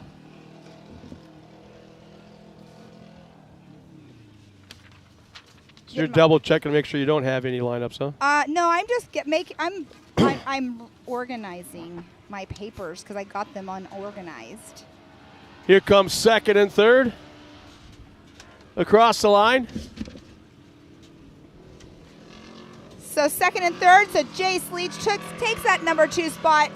Carter Caraway in that number 3 spot, and what a race it was for these guys. So we're going to have Pablo up here in a second. He has a very interesting story there. Holy smokes. I have to say, I briefly spoke with him at round 1, but my husband was here, and he actually talked to him quite a bit, and he has quite a story. So we get a chance to talk to him after our winning interview. Not sure if it's going to be Miles or It's Tiffany. It's going to be Tiffany. Oh, okay. Well, Awesome. It looks like let's go down to Tiffany, who's got our winner of the last race. Carson, nice job out there. Walk me through how your day's been so far. I went out there in the first heat in the expert car. I think I got first in my group. That led me to picking up a good spot in the expert class, and then I went out and got first in this class earlier in the heat, and that led me to a good win in the May. Well, and talking about that, obviously the track conditions are great. We do start to see some blue groove coming through right now. How do you tackle something like that, especially with the dust, blue groove, just everything coming at you, especially here in the main? One of the best things I got with me right now is the Hoosier tires. They grip up great on the blue groove, and they help me go through it. Awesome. Well, I know you've got to thank a lot of people for helping you get that top spot for round 2 here at MAO. I'd like to thank my mom and dad, Marvin's Tow Service, D&M Body Shop, Kaiser Sprint Car Wheels, Hoosier Racing Tire, Kaufman Off-Road, and Off-Road Disorder. Steering. Wonderful. Well, I always like to ask everybody in one word, how are you feeling about today's win? It feels amazing. Awesome. Well, you guys heard it here. Carson Vale is feeling amazing. It's going to be a great day. A few more races. Back up to you guys. Thanks a lot, Tiffany. And we got just probably a quick moment before our next race. We got the women coming to the line now, but very special guest, Pablo Jimenez. Welcome to the stage. And I got to tell you, got the new T-shirt, the new hat. I saw your rig out there in the pits. Nice wrap. Thanks, sir. Pretty darn cool, man. What's going on? Hey, nothing, man. Just getting back in shape after a little rollover on the Vet Plus 40 race. Yes. Now, you said, I asked you when you came up here, you were good, but tell us about your car. Yeah, well, we got a little bit of a cracked frame, and we're going to have to get back to the shop and see what we can do with that to get it ready for the next round. Well, at least you have a little bit of time since we're not till the end of May, right? So, yeah, but still, it's work. Yep, certainly. Yeah. So tell us about your race program. So how long have you been racing? And you're in a Yamaha, correct? No, Can-Am. Can-Am, sorry. Can-Am. But tell us about how long you've been racing and how you got into it. Well, I've been racing motocross for about 30-some years. Okay. And just bought the Can-Am about a year ago and started racing up north in the Midwest. And it's been going good. And yeah, so switching over from 2 wheels to 4. Certainly. Yeah, that's it. I mean, I always say it complements the 4-wheel racing because you already know how to take the lines and what you should do by throttling out and stuff. Some of the best drivers in off-road come from motocross. And, I mean, the list of riders that are now drivers in off-road, I'm going to start at the very top. It's got to be Johnny Greaves, CJ Greaves. And the list goes on and on and on, the guys that have raced motocross. And before we get too much further, let's address the fact of your race program and the big story behind your program. What has driven you to keep going after this crazy stuff that went on with you recently? Yeah, well, as you can see, I'm a burn survivor, and I had a little bit of an accident about 14 years ago. A plane crashed on top of me. They'll talk about that. How the heck does that happen? Yep. Well, Learjet 45 came at me about 550 mile an hour in a dive. Could not recover from the dive and crashed 10 meters behind my vehicle. Wow. Yep. Wow. You talked to my husband at round 1. He told me your story, and I was just like, we've been wanting to talk to you, and I just haven't done it yet. But here you are up here on the live show talking, and that's crazy. Were you on a runway or no? what? I was in the middle of Mexico City, leaving work in the middle of the financial district, and a plane crashed in the street. So it was mechanical issues with the plane that caused it to go down where it did, and you were in the wrong place at the wrong time. But I tell you, the fact that you're here, the fact that you're racing, and obviously, I mean, you're going to be back the next round of racing, but I don't want to say it quite like this, but I got to. It's almost like it was the gift. You know what? You're here for a reason. Well, thank you. You know, the Lord could have taken you, but he didn't. He goes, your job is not done. So I'm going to put you back out there. It may not be easy, but you got stories to tell. You got things to take care of, and there's people to help. And I think he's using you as that ambassador. So kudos to you to keep doing what you're doing. Well, thank you, sir. So you're racing out here at Mid-America. Did you race out here last year, or have you been out here previously? No, this was my second round now. Your second round, okay. I was also racing down in Texas and in the other series that they got out in the Midwest in Minnesota, Michigan, and Wisconsin. So, yeah, heading into my second year of racing the Can-Am, and it's going good. And having fun, right? Picking up a little speed. I was doing well in my heat You were doing race. very well. I was out front, and I guess I got a little bit impatient. I got passed, and I tried to pass one of my competitors on the rollers, and we got collected, and I got the short end of it. Oh, goodness. That Yes, happens. ma'am. It's part of racing, right? I Yep. mean, unfortunately. But being a motocross, I'm sure you saw some crazy stuff before, you know. Right. So what is cybertizing.com? That is obviously your sponsor, or is that your company? It's my sponsor and my company. Okay. I'm a partner in cybertizing.com. We are a digital strategy firm. We are Google partners. We do online ads the right way for the right types of clients. Okay. We're not the guys that call you every Fridays and Wednesday wanting to solicit business, but yeah, we're a Google partner. We're within that ecosystem. We're very competitive. Okay. I would say I'm faster with a Google Ads account than I am in a Can-Am. Okay. I saw it on your advertising, like he said, on your stuff when you were pulling in at round 1. I saw it. I've never known what it was. Yeah, so. I drove by like 2-3 times this weekend. I'm like, I wonder what the hell that's about. Well, now that's we know. something I've never ever seen Well, before. check it out online, cybertizing.com. We actually cater to the off-road industry. Oh, wow. Oh, good. Strictly now. Okay. Well, not strictly. There's some great clients out there, but yeah, it's fun being able to work within the industry that I love, and it's my passion both ways, so it keeps me busy and happy. Well, there you go. Well, how about what's going on with the rest of your program? I know that you know, Mr. Pepsi, Mr. Coke, Mr. Clorox, or Mr. Scott Tissue, I don't know, could be watching. And it's like, you know what? There's a guy with an interesting story. I need to get a hold of him. I mean, what's your program all about? Well, thank you. I have several sponsors. Cybertizing, obviously, the main one. But Evolution Power Sports is helping me out with my tuning of my engine. I don't know if you saw the whole shot that I got on the Vet Plus 40. Yeah, we called it. Yeah? Yep. I was out in front, right? For a little bit? Yeah, so that car's running good. Lone Star Racing helped me build the car. I have had a lot of supports from different industry players. Weller Racing, the Miller Brothers Racing as well. And right now lining up sponsors for the 2022-2023 season. And how do they get a hold of you? I mean, do you have a website? Yeah. Do you have On cybertizing.com, you can log on, go to the contact page, and send us an email.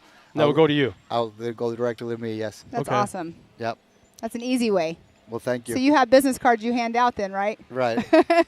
Something tells me he does a lot of marketing back in the pits. What do I? Well, a lot of people do that marketing. You got to keep it working to keep running. Exactly. So Can-Am, have you ever had any other side-by-sides? Have you ever owned any other side-by-sides? No. So you're strictly Can-Am? My Can-Am was my first one. I bought the fast one, the turbo. Okay. And I started racing against the fast boys. Fast boys Yeah. right away. Yeah. Yeah. Can-Ams are fun. I've always been a Polaris fan, and then I actually raced a Can-Am X3 in the desert.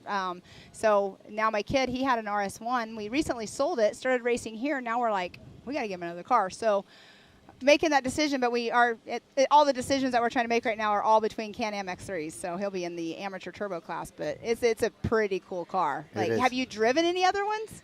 No. No, you haven't. So you No, have never been in anything else. I've never driven a Polaris. I have to tell you, I'm a Can-Am fan, but I drove the Polaris R last night on the drag strip. Right. That thing's fast. Right. it was fun. I've never been on a drag strip either, but yeah, definitely Can-Am. Can-Am is a big on, you know, all of this motorsports. You have the Dustin Jones, you have the Miller brothers, and, you know, everybody, Kyle Cheney. Look at KOH. They've dominated. They have 1, 2, and 3s. The last 3 years. I'm pretty sure. What was it? I want to say it's 3. In Dakar, they swept the podium. Yeah. They swept the whole class. I think it was the first 9 cars were Can-Ams at the Dakar Rally. Yeah, Dakar Rally. That's something to think about too. It's kind of like okay, if my first ride in NASCAR was with Richard Childress. No, I'd rather go somewhere else. No, that ain't gonna happen. No. Well, I've never been in a NASCAR, but yeah, that's super cool though that you've never driven anything else. You did amazing though, taking the whole shot today. But how? Okay, so you were just over driving when it turned you over. I wasn't patient. Okay. I was not patient. I got past. I made a mistake after that first downhill jump. Okay. The tabletop there. Yeah. I went wide and I got passed by my who was it that passed me? I forget his name. I don't remember. Let me see. You were in the Vet Turbo. Number 10. Let me go to that class and we can look. Yeah, so he passed me on the inside, and I got up side by side with him going up the second uphill. We banged bars a little bit, or banged cars, traded paint. Gotcha. At the top of the second uphill, and coming down, he beat me to it. Was it Harlan? We went into the roller section, and I was making good time on him there in the rollers and the tabletops. And I was going to pass him at the end of that section, and didn't end up happening that way. I think I landed on his roof. Oh wow, whoops. Yeah, and that flipped me. It did I don't know how That many would do cartwheels. Yeah, it did a couple cartwheels, a couple front flips, and ended up on my lid. Oh my goodness. I got out in about 2 seconds. Well, Did you that's notice good. that? That's good. No, I didn't see it on camera. Yeah, it was out of our line of sight, so. I got out right quick. I got to give special thanks to Sparko for making those Some tells quick me release. he knows how to get the hell out of certain situations now. He's been well trained. Yeah. Yeah, that. Are you talking about their new ones, the new cam belts? lock. Yeah, the Yep. cam locks. I've never ridden in cam locks in my race cars. I did try them out though. Those are awesome. And they stand the test of multiple rollovers and any types of situations. Yeah, they're super cool. I really like those kind of belts. I didn't have them whenever I was racing. The ease with which you can get in and out makes it a little bit more comfortable. True. Do you run a Sparko seat in your car as well? Yeah. Okay. Yeah, those are good seats to have for Yeah. sure. I have the butt pads that you can get that give it a little bit of cushion. Those are amazing too because they're also a fire retardant material as well. Yeah, maybe a little bit more cushioning. I Little took bit a more cushioning. little bit of a. I went long on my first race today in one of the jumps, and thought I broke my ankle. Oh goodness. But no, she held up. Yeah, they're. I can't remember who you get them through. I'll have to tell you offline because I don't know right off my hand. But they are awesome to have in those cars. Like even when you're coming off the jumps and you're landing, if you ever flatland, you have a little bit more cushion. But those Sparko seats or anything that are full containment are like the way to go. No, yeah, and even the safety aspect of it. When I rolled over just now, I felt completely safe as I was in midair. All I had to do was tuck in a little bit. Well, and we were actually discussing that about people that run in like desert racing and stuff. There's people that run the suspension seats, and those suspension seats, like Scott was saying, you know, when they go off a jump and they compress, now there's play in the seat belts because you compress into that padding, and that these Sparko pads don't do that. But it's definitely something that you don't want a seat with a suspension seat because when you do those rollovers, it can tweak your back if the seat can bend. It's not full containment. It's not made of fiberglass. It's going to hold you tight. So that's I don't know. That's my thought I'm behind thinking it. when I see guys like Kyle LeDuc, right off the top of my head, Ryan Beat, I think, is another driver in Pro 2 and Pro 4. When I see these guys running the LaJoy seats, those are awesome seats. Why anything else? You don't need a suspension seat when you're racing off-road. Set up your truck. Set up your shocks. And they make your seat to you. Yeah, to you. They're out of North Carolina. Yeah, you got to go there and sit in it, and the fabrication into the seat is almost as complicated as the fabrication into the race truck itself. Right. You know. Exactly. So, you know what? We kind of got off subject. We wanted to talk about you, your story, your race program. What is it you're looking for going forward from now? Obviously, you got to fix your car for the next race. Right. So we are looking for a little bit of support. for my race program, which is going to include this series and some series in Texas and throughout the United States. So right now we're in rebuild mode and signing some new sponsors and seeing what we can bring to the table to get their brands out there prominently and activation, and help them out. activation, man. That's what it's all about, especially with the next 2 rounds, and especially Visions. What a great time to set up a new sponsor in their activation program in your pit area. So best of luck, man. Thank you for, very much. I don't know if I fist pump you, shake your hand. I don't know. You Look can at do this both. guy, and he races, man. The claw. Thanks, man. Thank you so Thank you so much. Oops, we Sorry. hit things here, but yeah, thank you, and come and speak with us anytime Thank you you want very to. much. All right, take care, Bye. man. Best of luck. All right, they're watering the track. The ladies are on the line waiting to take off. Yeah, they're with the amount of races that we still have remaining, and the fact that the sun is hiding behind the clouds is really making it an advantageous time. Speaking of, to go out there and actually water the track real well. We're going to bring our What? awning in just a little bit. Yeah, you can see the track right there. They've done some watering. You just like to play with remote controls. No, I just thought we need some warmth. No, you can see it right there in the background, people that are coming in up onto the hill, out here watching. You can see the covered area right there, which is awesome to have, especially when it's going to start getting a lot warmer out here. Well, the clouds were covering the sun a little bit. We're getting back sunny again. Here, I'm going to stop our thing right there. Give us some light on the subject. Sounds like they are starting their cars back up out there.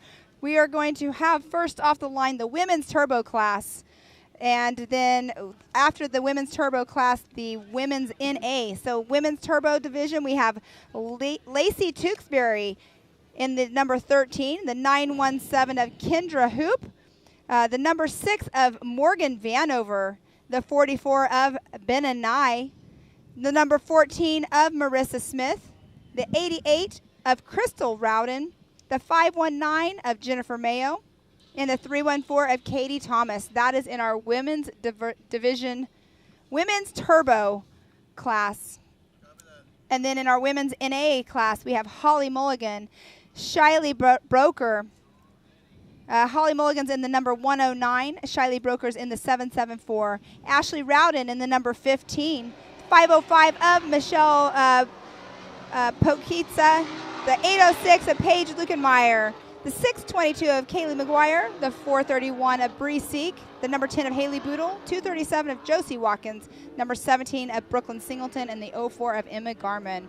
And let's see that will be Kendra Hoop, who just took the whole shot. Surprise, surprise, huh? Yeah, she's not even done racing today. She still is racing out here one more time. So let's go to our live results. Kendra Hoop is in that number 1 position, and the number 917 took that HMF hole shot. The number 13 of Lacey Tewksbury.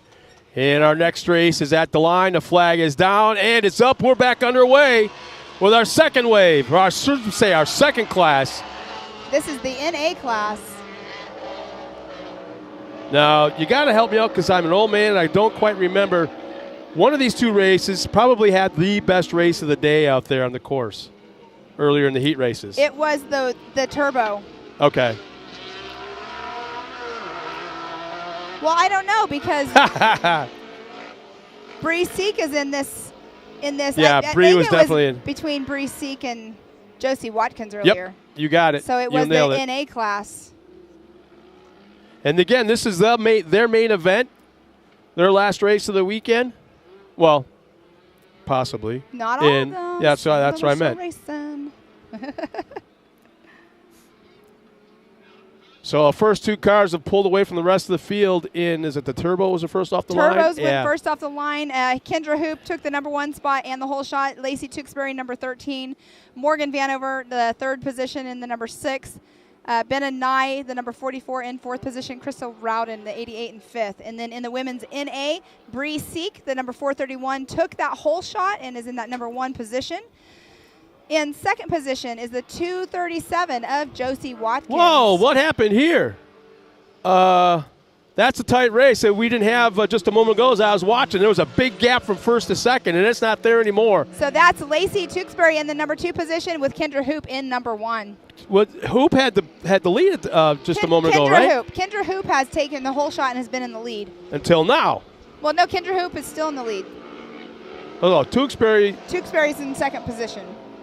Okay, so Hoop had an issue out of our line of vision and reeled in. Tewksbury reeled her in, okay. Yeah, but Hoop, she definitely took that whole shot earlier for sure.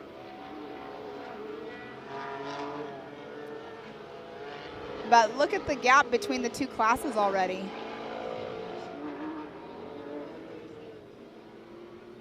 And on screen, that is Kendra Hoop and Lacey Tewksbury on screen right now, going through that rhythm section. Not rhythm. Unrhythm, yeah. I like how the concept of it's awesome, and I love that it's technical and it's not a rhythm section, but right if now, you made it easy to double and triple, they'd be doing every single lap. Next thing you know, it'd be wore out. Right. And you lose the concept of what we got going on right now. Exactly. So cars are all over the track, and there's all kinds of issues with these girls up on top of the hill just before they make that left-hand turn to come down past the it looks like this might be a little slippery up there. Yeah, they're spinning out and they're just spinning the tires like crazy. Well, they did just water. Yeah, maybe a lot of water on top of the hill right before the hole shot line. And our top 2 cars are already to the left side of the race course, out of our line of sight, and absolutely dominating, pulling away from the rest of the field. As the yellow car in the backstretch, that's our third-place car. Yeah, she's in Morgan Vandover. Oh, here come our leaders, first and second. And still. they are still running neck and neck. I mean, they literally have Kendra Hoop, and then Lacey is only a .675 behind Kendra Hoop. Yeah, it's what, 2 car lengths maybe? Not even. I think, yeah, maybe. Oh, our leader gets squirrely coming out of the corner, coming down the hill, able to hang on to the lead, but boy, there was an opportunity right there. They both looked like they were getting a little bit too sideways, but look at the camaraderie right there of them on the race course. Third position is how many seconds behind here? Let's see, 26.933 seconds behind. That is behind just second place. Wow.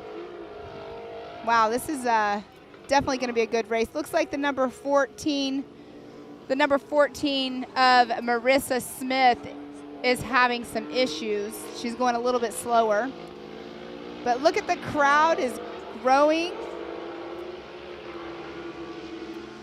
And there's that rhythm section. And there on screen is Kendra Hoop and Lacey Tewksbury. Oh, it looks like Lacey got around Kendra right now. They just did the step up. So there's a lead change going on. Let's see if Kendra Hoop can get it back or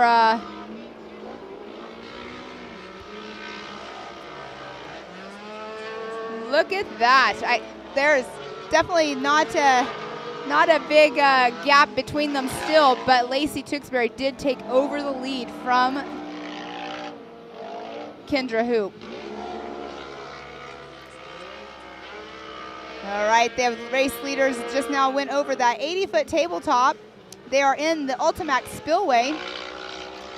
Probably all of 2.5, 3 car length separation at this point, but still on it, still pulling away from the field. And the third place car hasn't even come into view on the backside yet. I know, right? So they're racing hard against each other.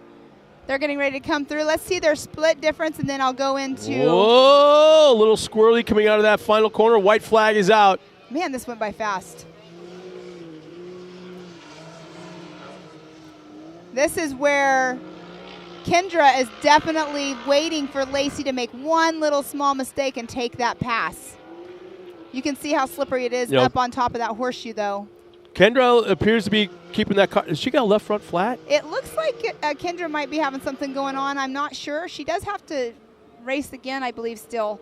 But Lacey Tewksbury in that number 1 position in the women's turbo class. Kendra Hoop in the 917 in second position. The number 6 of Morgan Vanover, she has came through in that 3rd position. In our women's NA class, Paige Lukenmeyer is in that number 1 spot in the number 806. Emma Garman in that number 04 is in 2nd position. Bree Seek in 3rd. Josie Watkins 4th. So there's quite a race going on here. And here is our 3rd place just now going through. Yeah.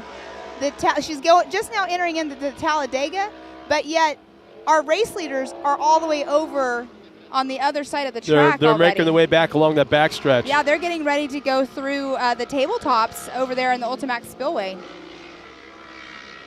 Oh, I think we had a pass for the lead. We had a pass back again. It looks like it. So far away, I can't tell colors. Well, you can see on screen right there is Lacey Tewksbury, and I do not see Kendra Hoop on behind her. Well, she's pulled out all by herself. Our 2nd place car, or what would be our 2nd place car, is nowhere to be seen. In fact, it's at her right there. That is her right there, just now getting up. So she was having some issues. So it's Tewksbury with the lead, and should be taking the checkered flag this time by. Definitely. So this is where Here she is. This is where Lacey Tewksbury takes that number 1 spot, but that's where Kendra Hoop is just trying to get that finish at this point. So let's see who's right rear flat tire on her as well. All on right, the 13 so on our winner. Number 13, Lacey Tewksbury, just took that number 1 spot. And here comes our 2nd place car across the line. So Kendra Hoop still takes that number 2 spot, even with an issue. So our left rear flat? No. Boy, it's hard to tell. Motor sounds like it's running just fine. Yeah, all the tires have air, so something that's not detectable only by her in the cockpit, obviously. And she raced earlier, so she actually is done for the day of Tire racing. car. Her husband is racing in the next race in the Pro Turbo. So that's where I was thinking she was racing. Let's see who gets our 1, 2, and 3 here. That is the number 44. I don't know, Pam. Look down at the starting line. For first position, the 431 of Bree Seek just came across the finish line. So in the number 431 of Bree Seek. She just passed by our guys. Oh, Pam, if you heard me, look down at the starting line. Take a look at that. Some pretty stout pieces of machinery lined up. Definitely. All right, it sounds like Tiffany is down there with Lacey Tewksbury down trackside with our winner of the women's turbo class. All right, so down to Tiffany. Let's hear what we have to say with Lacey. It's so good to chat with you, and we've been thinking that it was Lacey the entire time in this car, but it is you. Walk us through how that's been today. And you guys said that you were tag team in this. Yes, ma'am. We are teaming this season. I drove the last 2 rounds. It's been incredible driving her car. I'm so thankful that she is trusting me with her car. And talking about that, you said for the last 2 rounds, I can see you. Not that I'm on to tell you that you're a little shaky right now. It's probably got to be some amazing nerves. How does it feel to be out there and put the top spot for her? It is so nerve-wracking. I'm not used to this type of car. I'm in an RS1. That's what I'm usually driving. But it feels awesome to be out here for her winning. Well, we've been talking about Mid-America Outdoors and this wonderful facility that they have here. How do you feel about everything? And obviously you're going to still continue and chase those points. Yes, ma'am. Everything out here is terrific. Like, it's oh my gosh, not horrible. It's awesome. I love it out here.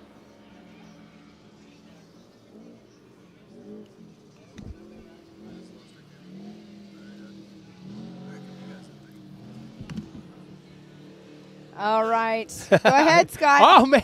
I was taking it. I wasn't sure if you were going to take it or not, so I took it. Well, that's fine. No problem. I mean, it's been a long day of racing. I tell you that round number 2, the race action that we have from round 1 is just amped up. I say it's probably been twice as good of action that we had from round one. I mean, it's been phenomenal, all the way down to the 170s. Those young kids know how to put on a show. Their finish today was awesome. But, I think a lot to do with that, too, would be the track conditions are making the racing even better. Because last round we had all that rain. And remember, we couldn't even practice on Friday. So nobody got seat time on course. And they were able to set up their cars, take time in doing it. This is going to be interesting because it's kind of cool when I told you take a look down at the starting line just a moment ago, and you didn't know exactly what the hell I was talking about. Why? And you turned and looked, and you went, oh. Yeah. So our vantage point is basically look at the side, looking down at the side of the starting line, down at them. We're probably maybe 200 feet up in the air above them, and just looking at this is the UTV version of Pro 4s at the line. No doubt about it. These are the bad boys. These are the bad boys. All right, so they are going to do a sight lap out there on course. I call it reconnaissance. They're going up there and they're checking things out. And they're talking to their spotters. Take a good look at turn 1. Take a good look at turn 2, turn 5. Take a good look at the face of this jump and that. So they got guys in their ears telling them to look at particular spots of these racetracks. Right. And the drivers, for the most part, don't have to be told that. But you know what? It's good to be told. I mean, there's been a lot of racing that's gone on. They're not grooming the track, but they are watering the track. But so another thing for them to look at, too, is a turn or a line that they were taking earlier on. They might decide they want to take a different line because as they're out there doing the sight lap right now, they don't want to make sure that there's not a there's not like a groove. I love that Star Wars car. You're right. A groove or something that they might take and that can, top them over. Because these guys, I mean, there's been some fast racing out on course today, but these guys right here, these guys are the starships. They're the fast guys. This is what everybody shoots for. Exactly. If you're a young kid in a UTV, this is what your goal is. This is where you want to be. It's like a look in a trophy card. He wants to be in a Pro too. That kind of thing. But it's to kind of how they're lining up. Was there 3 waves of heat racing, or was there 4? There's going to be. No. What was there? I know they're all starting. I think there were 3. Yeah, there were 3. Okay, so to kind of explain how the starting order has been decided, the winner of wave number 1 in heat race 1, he'll be on the pole. The winner of wave number 2, he'll start second. The winner of wave 3, he'll start third, and then you go back to the first heat race again. Right. Wave 1, the second place finisher, he'll start fourth on down the line, and that's how it's decided. It sounds complicated, but it's probably the most fair way to do it. So the guys were taking their placings of where they were going to finish in the heat race seriously, right? Because it does a lot. It does a lot at the starting line, and starting on the inside down there on that racetrack, and it's a soft, I'll call it like a baby right-hand turn going up the hill. I don't think that's the most advantageous. Looking at it right now, I don't think that's the most advantageous spot to be.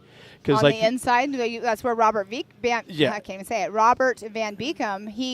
It looks like what happened is he was in a little too close, and then he just went up on the edge. I mean, that's a chance you take whenever you do take that inside line. Well, and not only that, but it's starting at the starting. In fact, how about this? Guess who didn't do the sight lap? He didn't do a sight lap last time either. Yeah. Round 1, Kyle Cheney did not do a sight lap. Yeah, so Kyle Cheney sitting down at the starting line all by himself, kind of waiting for the guys to do their thing. I mean, we can't see if anybody else stayed down there because we cannot actually see the beginning, where line 1 would be.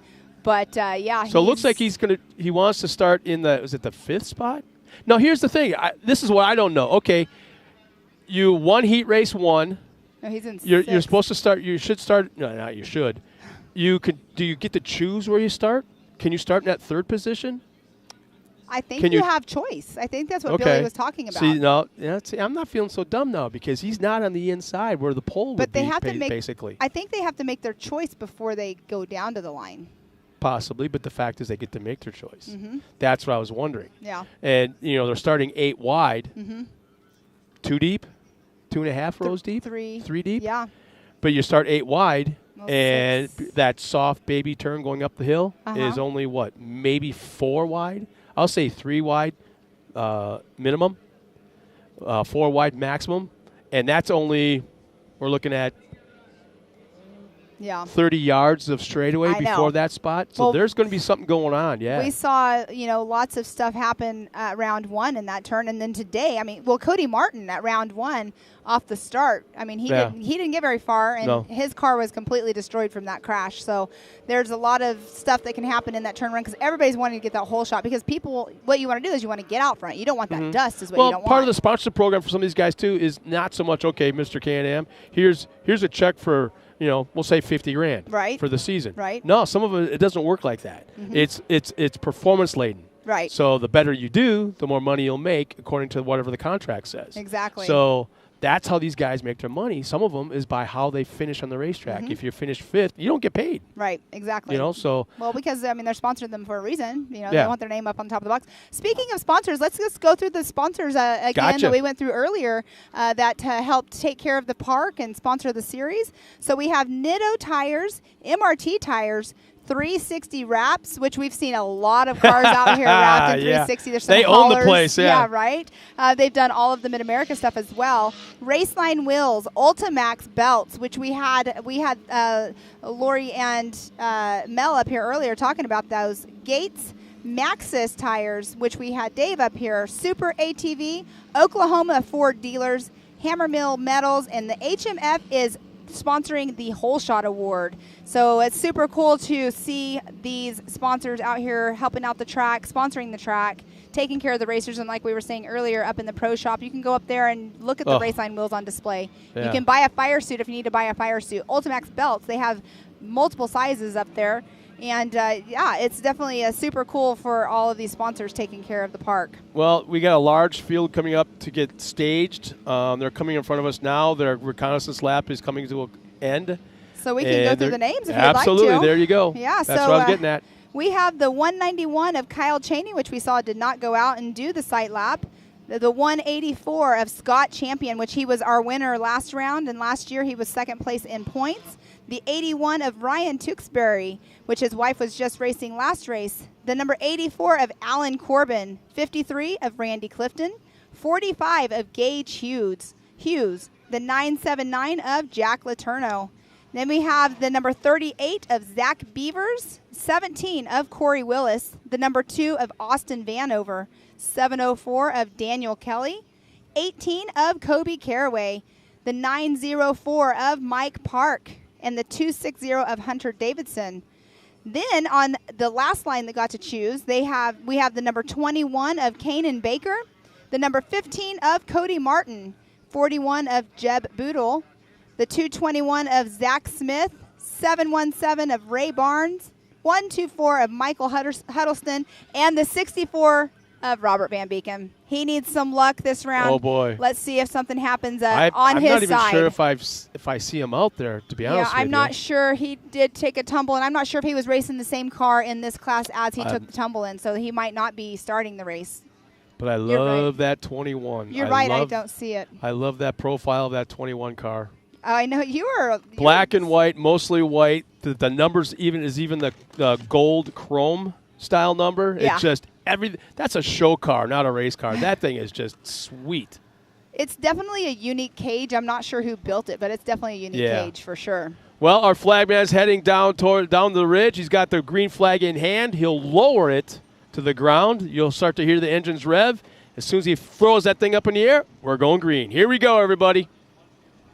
And Cody Martin, who is out there on the line, he was the winner of the championship last year. Green is out. We're underway into turn 1. Let's see. Oh, baby! Looks like Kyle Cheney is the Iceman looks like he has it right now. Coming out of the corner, it's going to be Kyle Cheney with the whole shot. Yes, he got the HMF whole shot. It looks like Scott Champion's in that number 2 position. Cody Martin, number 15, in 3rd. Zach Beavers in 4th. Wow. And they're going up into the Talladega turn right as we speak. It looks like we still have Kyle Cheney in that number 1 position, but it's between Cody Martin and Scotty Champion right now. So Kyle Cheney's now headed down that long straightaway through that rhythm section, and this is where he shines. And this is where it's key to be out front, because look at the dust out on race course. You know the race course, but this is definitely where it's key to be right out front. Well, the thing is, the TV monitor, you're watching at home, is making it look worse than it really is. I mean, we can see the cars on the course, but when you look at it through the cameras and on TV, Right. it's not quite that bad. But with that being said, yes, it is dusty. And you know something else? The wind has died down a little bit. Yeah. It's probably been. I'm okay with that, though. Well, no. But the thing is, the dust is hanging. Exactly. And It's you can not going see- anywhere. You can see right now Kyle Chaney still out in that lead, and he is taking that right-hand side line, but it looks like Scotty Champion looks like he was gaining just a little bit on him. They're on the tabletop right. No, jumps watch right now. here. Nice and smooth. A little bit longer, a little bit. These guys, the second and third were quite a bit longer than Kyle Chaney, our leader. Yes. But you can't go. You're not fast if you're in the air. You're not grabbing any ground. So the race going on right now, I mean, there's racing all over race course, but the second and third position of Scotty Champion and Cody Martin are neck and neck. So let's see who comes around. It looks like Scotty Champion still has that number 2 position. And this is a longer race than the heat race as yes, well. Is it this one is 6 6 laps? laps. 6, yeah. So Cody Martin in that 3rd position. Zach Beavers in 4th. Corey Willis in 5th. Looks like Corey Willis goes inside a Beaver. And that up at the top of the hill, now coming down. And, yeah, we got a new 4th place driver. Jeb Boodle, the young kid of Jeb Boodle out there racing against all of these veterans racers as running in that number 6 position. Now, these guys will push the limits, too. They'll run softer rubber compound. They want traction. If the recommended tire pressure is, say, 15 pounds, they'll pump it down to like 13, 12, Yeah. trying to get that little bigger footprint on the Yes. ground, and that just makes it And it'll real help grip. risky. Well, yeah, that's what I'm trying to say is that they're looking for that traction. But it makes it vulnerable on the sidewalls because when you go to the Yes. corner, pitch it sideways, the whole tire wants to roll under. Exactly, and that's where it's key to run those bead locks because it helps when you hold that tire on and not roll off the rim. But you do have Kyle Chaney out there. He just did that step up, and he does have Scotty Champion.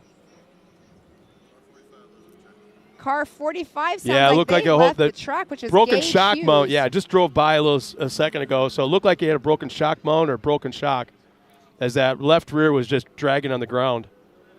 That's so unfortunate, but racing is racing, and that stuff happens. Kyle Chaney has a very sizable lead. It looks like he's pulling away just a little bit. So definitely. the first lap coming around, he had let me see, it's clicking around right now because people are going through the timing loops. But it was like a 2-point-something second lead. I can't think of at this moment, this second. I can't think of anything anywhere else I'd rather be than right here. I know we have the best seat in the house. Oh yeah, perfect temperature. The beautiful clouds, blue sky, racing on the track. Kyle Chaney up front. A battle for second. Kyle Chaney broke the speed, the lap record. 156. Where'd it go? It I'm left sure- on me. It and was the a thing is, I don't think 156. he's done yet because No. this track is just going to get better as the race goes A on. 156.330, but he is pulling away, like you can tell by looking at on course, because Scott Champion is now 3.54 seconds behind Kyle Chaney. How much is And second and third, the Cody- battle? Yeah, Cody Martin's only 0.5. Whoa, they're side by side for second. Going down into the rhythm section. Oh, they're up in Talladega Yep, Turn there right they now. are. That's Scotty Champion and Cody Martin. Just a second ago, they were side by side. We'll see if Well, Cody Martin has now taken that second spot over from Scotty Champion. outside exit, entrance, inside exit. Nothing to make up there. Yeah, and the eighth on, they have quite a race going on as well. I'll have to try to catch their car numbers when they come by next time.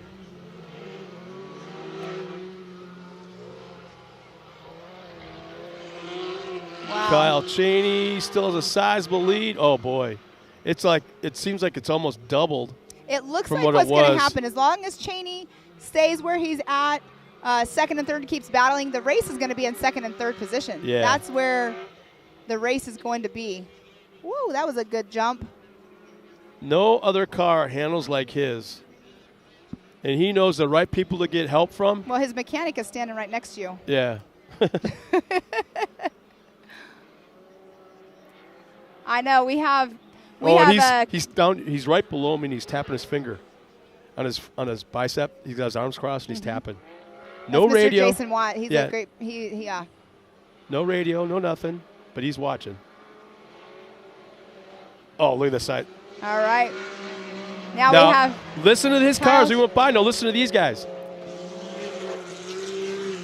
There's burping that throttle. There's lifting in that throttle. Kyle didn't do that. Right. I'm talking about that left-hand sweeper past the start-finish line. And that's why there's now a 5.860 second in the gap between first and second place. What's the lap time like from last time? 1:55. So he's even picked it up even more. Told you he would. This track has still got some coming in to go. Yeah. Yep. Tracks usually get faster as the race goes on. All right, Kobe Caraway. It looks like Kobe Caraway right there and Ryan Tewksbury are neck and neck as well. Oh, and we have somebody pulling off race course right 31, here. 36 or 38. I can't quite tell. Let's see if I can get that for you.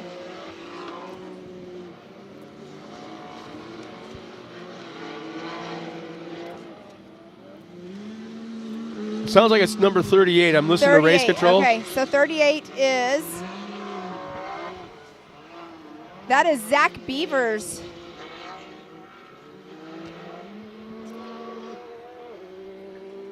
Yeah, there's lots of racing action going on, though. You can still see over there, I just saw Ryan Tewksbury.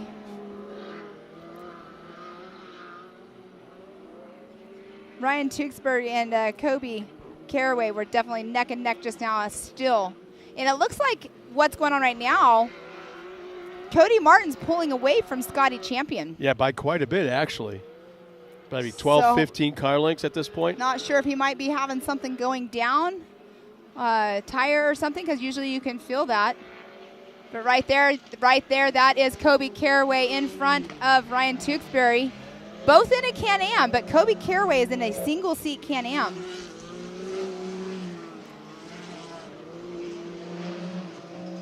Now watch the line that and there's our leader Cheney. takes right. Yeah, he's not even anywhere near where the dirt is wet. Nowhere near it. He's in a completely dry area. Well, he's got that line down. Well, you'd think that where that line is between moisture and where it's dry, that's that little, what you call berm almost that you want to run on. Right. Put that left rear right there. He's not anywhere near it. He's completely in the dry part of the track. He's got a plan. And there's your Kanan Baker. He's right behind Ryan Tewksbury. Yeah, and that number 81. Kanan made up a lot of ground on the last lap. He did. He's up in 7th position right now. He was actually dead last on the first lap and kind of like took it easy, it appeared. Like either I mean, look at it. It's a three-way battle right now, pretty much. Yeah. Between Kobe Caraway, Ryan Tewksbury, and Kanan Baker. But on screen right there, I believe that was Scotty Champion, I believe. They're on screen right there. That is Kyle Cheney. Yep. But we're getting the wrong names across the... I'm not even looking at that. So we just had Kyle Cheney right there on screen. That is Cody Martin, and behind him is Scotty Champion. So now they're heading into that Ultimax Spillway. I can't help but think that our leader had a fast lap this time around. It's going to be quicker than the last time. We shall see what happens. He was on it. It seemed to be faster this time down the backstretch than the last lap. But, yeah, we'll have to wait and see. Wow, I just watched Scotty Champion go off that last jump before he makes the left-hand turn to go into the raceline ridge. He was launched. White flag is out for Kyle Cheney all by himself. Probably maybe, 3.5, 4 second gap back to second? Let's see. I'll tell you in just one moment.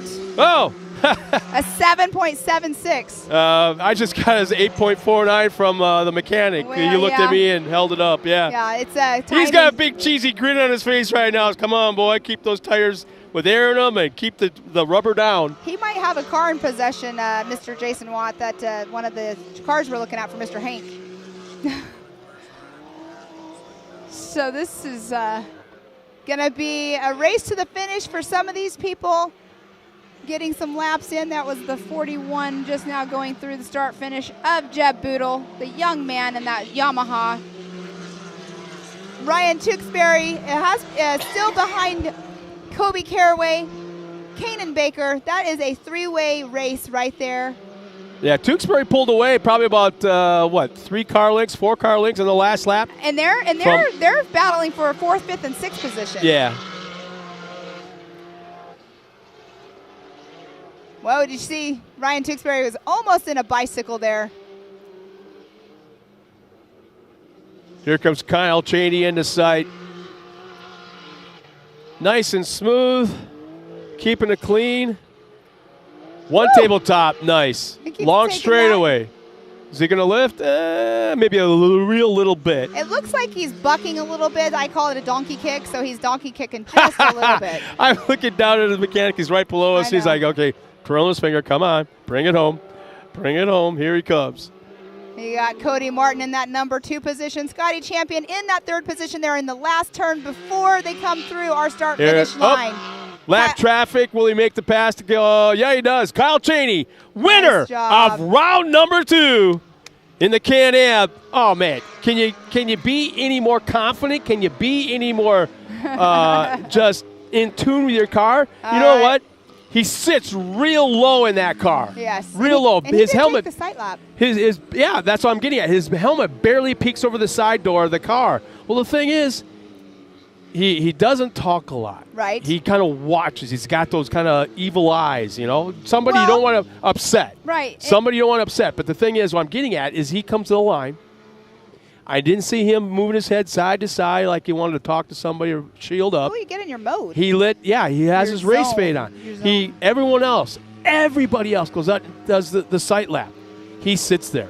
Yes. And he's watching them do the sight lap. Exactly. They all come get in line. Green flag drops. He pulls the whole shot and runs away with it. Exactly. All right, and it's Mr.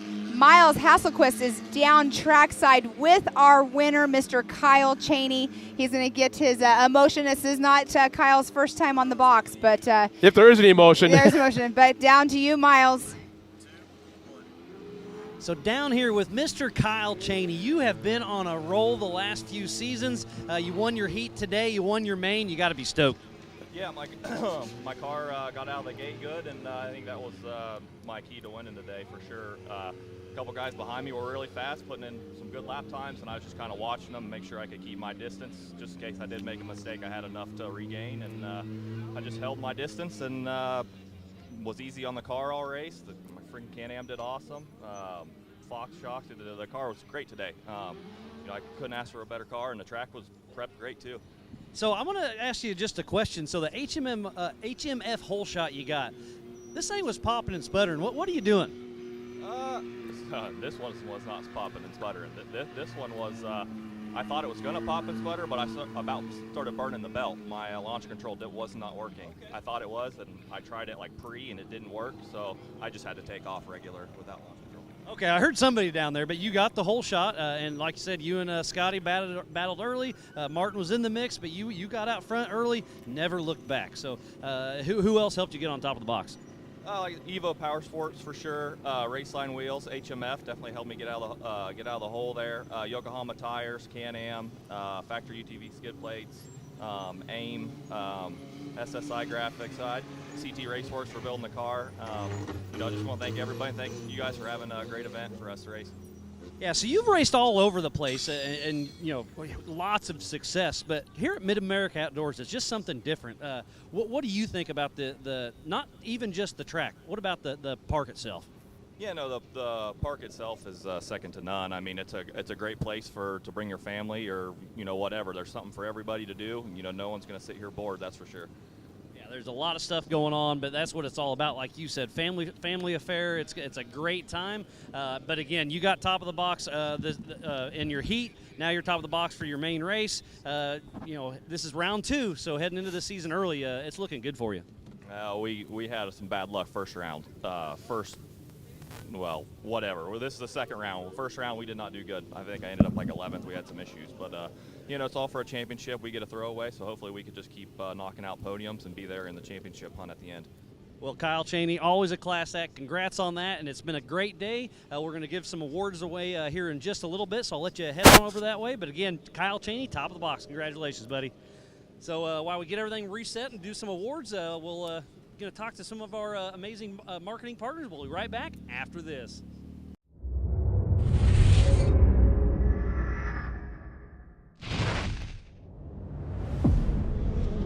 No matter what, it's never an easy event, and it never will be, and that's what makes King of the Hammers King of the Hammers. tire choice is everything. I mean, to have a tire that's reliable and consistent and drives well out in the desert, but yet when we get to these crazy rock sections, still has grip and performs, and we can hit these sharp, jagged edge rocks and not have a problem, is what we need. And the Rockzilla is definitely our second to none when it comes to the UTV tires.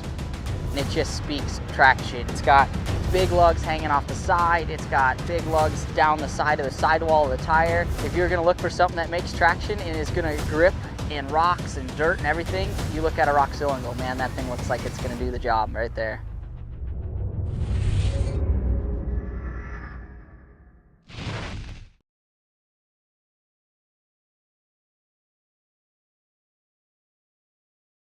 Upgrading. It's what we do. So upgrading is what we did. Introducing the IQ equipment lineup powered by HMF. Designed for the most adventurous side-by-sides in the world, IQ equipment has the strength to tackle the off-road head-on. Bolt-on American-manufactured steel. Engineered to increase strength, durability, and protection, so you're equipped to handle the most extreme performance. When you're ripping through the desert at full throttle, or tearing through some of the most brutal terrain in the world, you're going to need equipment that keeps you moving at a high level. Because when you have the performance, and you have the protection, you then have the confidence to actively pursue your passions, just as freedom was intended to be. HMF, equipped to perform.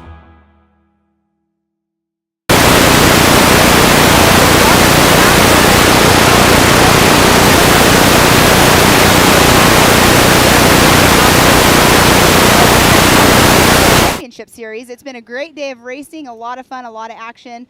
I know I had a great time, but go ahead and let's close out the day. Absolutely. The weather was perfect. The sky was beautiful. Look at the sky right now even. The puffy clouds, great racing, super cool people. What a facility.